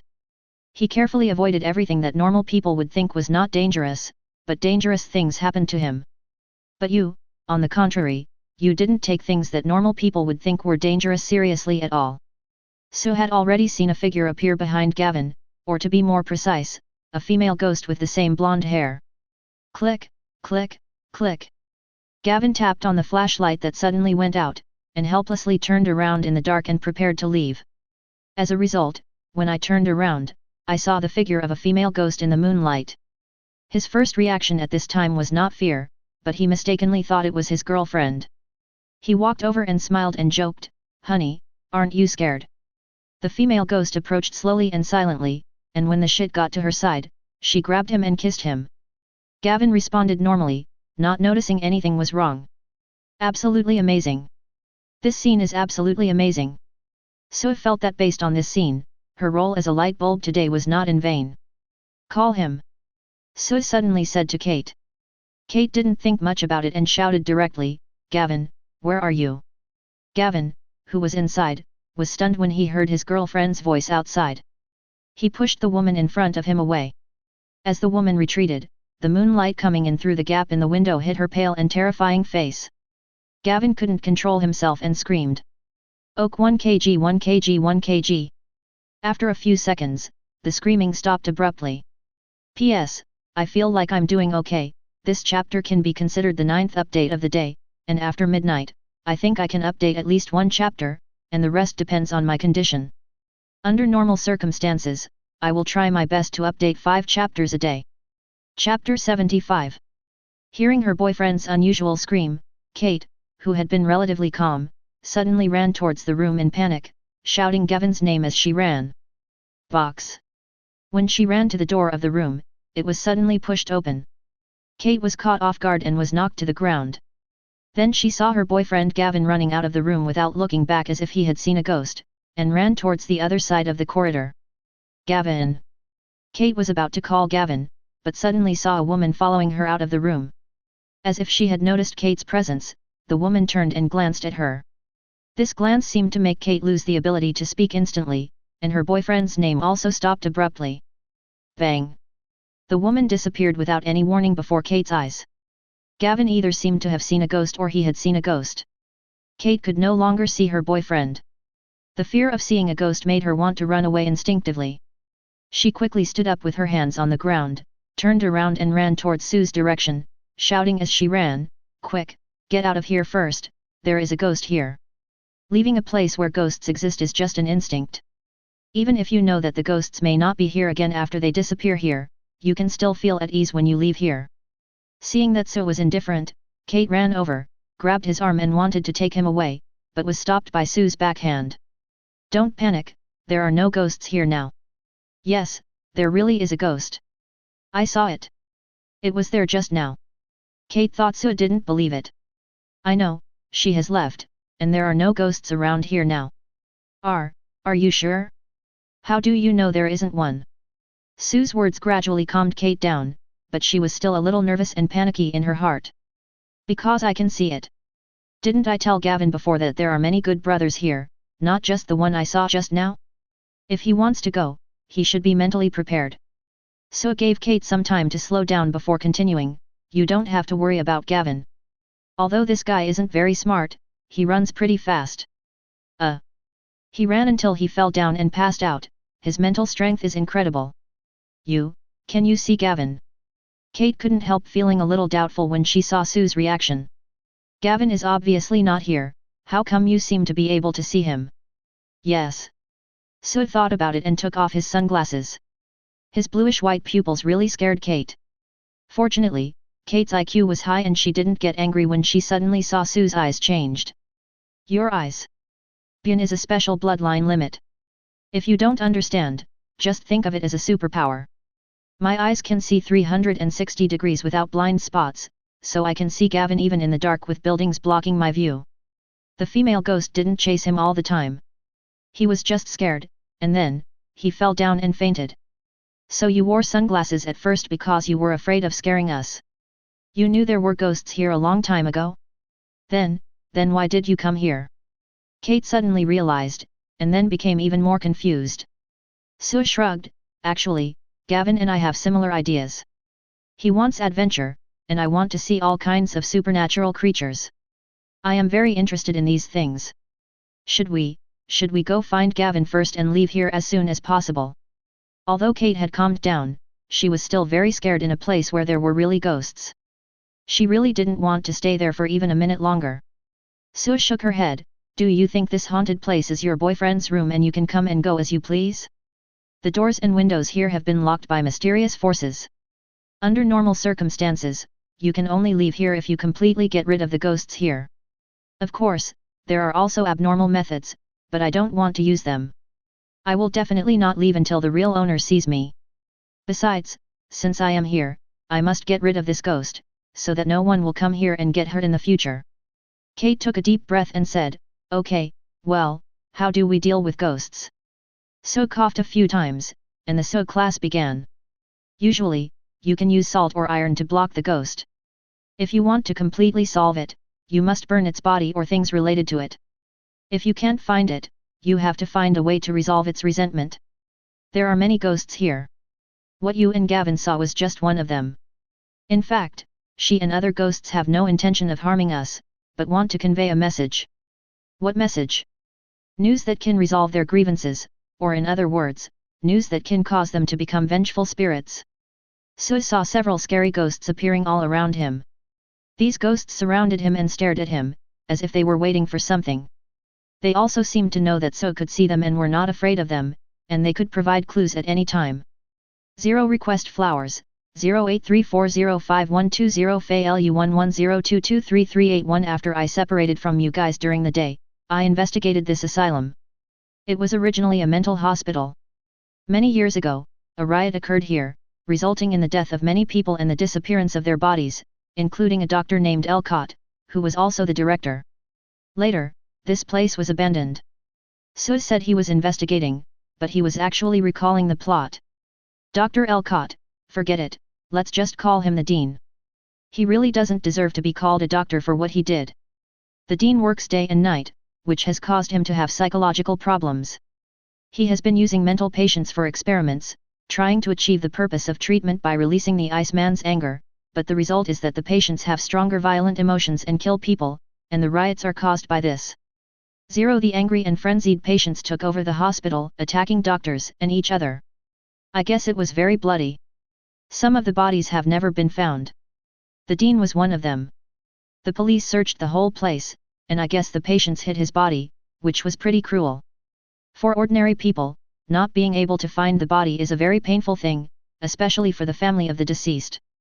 Unfortunately, the patients do not know the consequences of hiding the body. You mean, the message those ghosts conveyed is that they want us to deal with the Dean's soul? Kate asked speculatively. Sue nodded.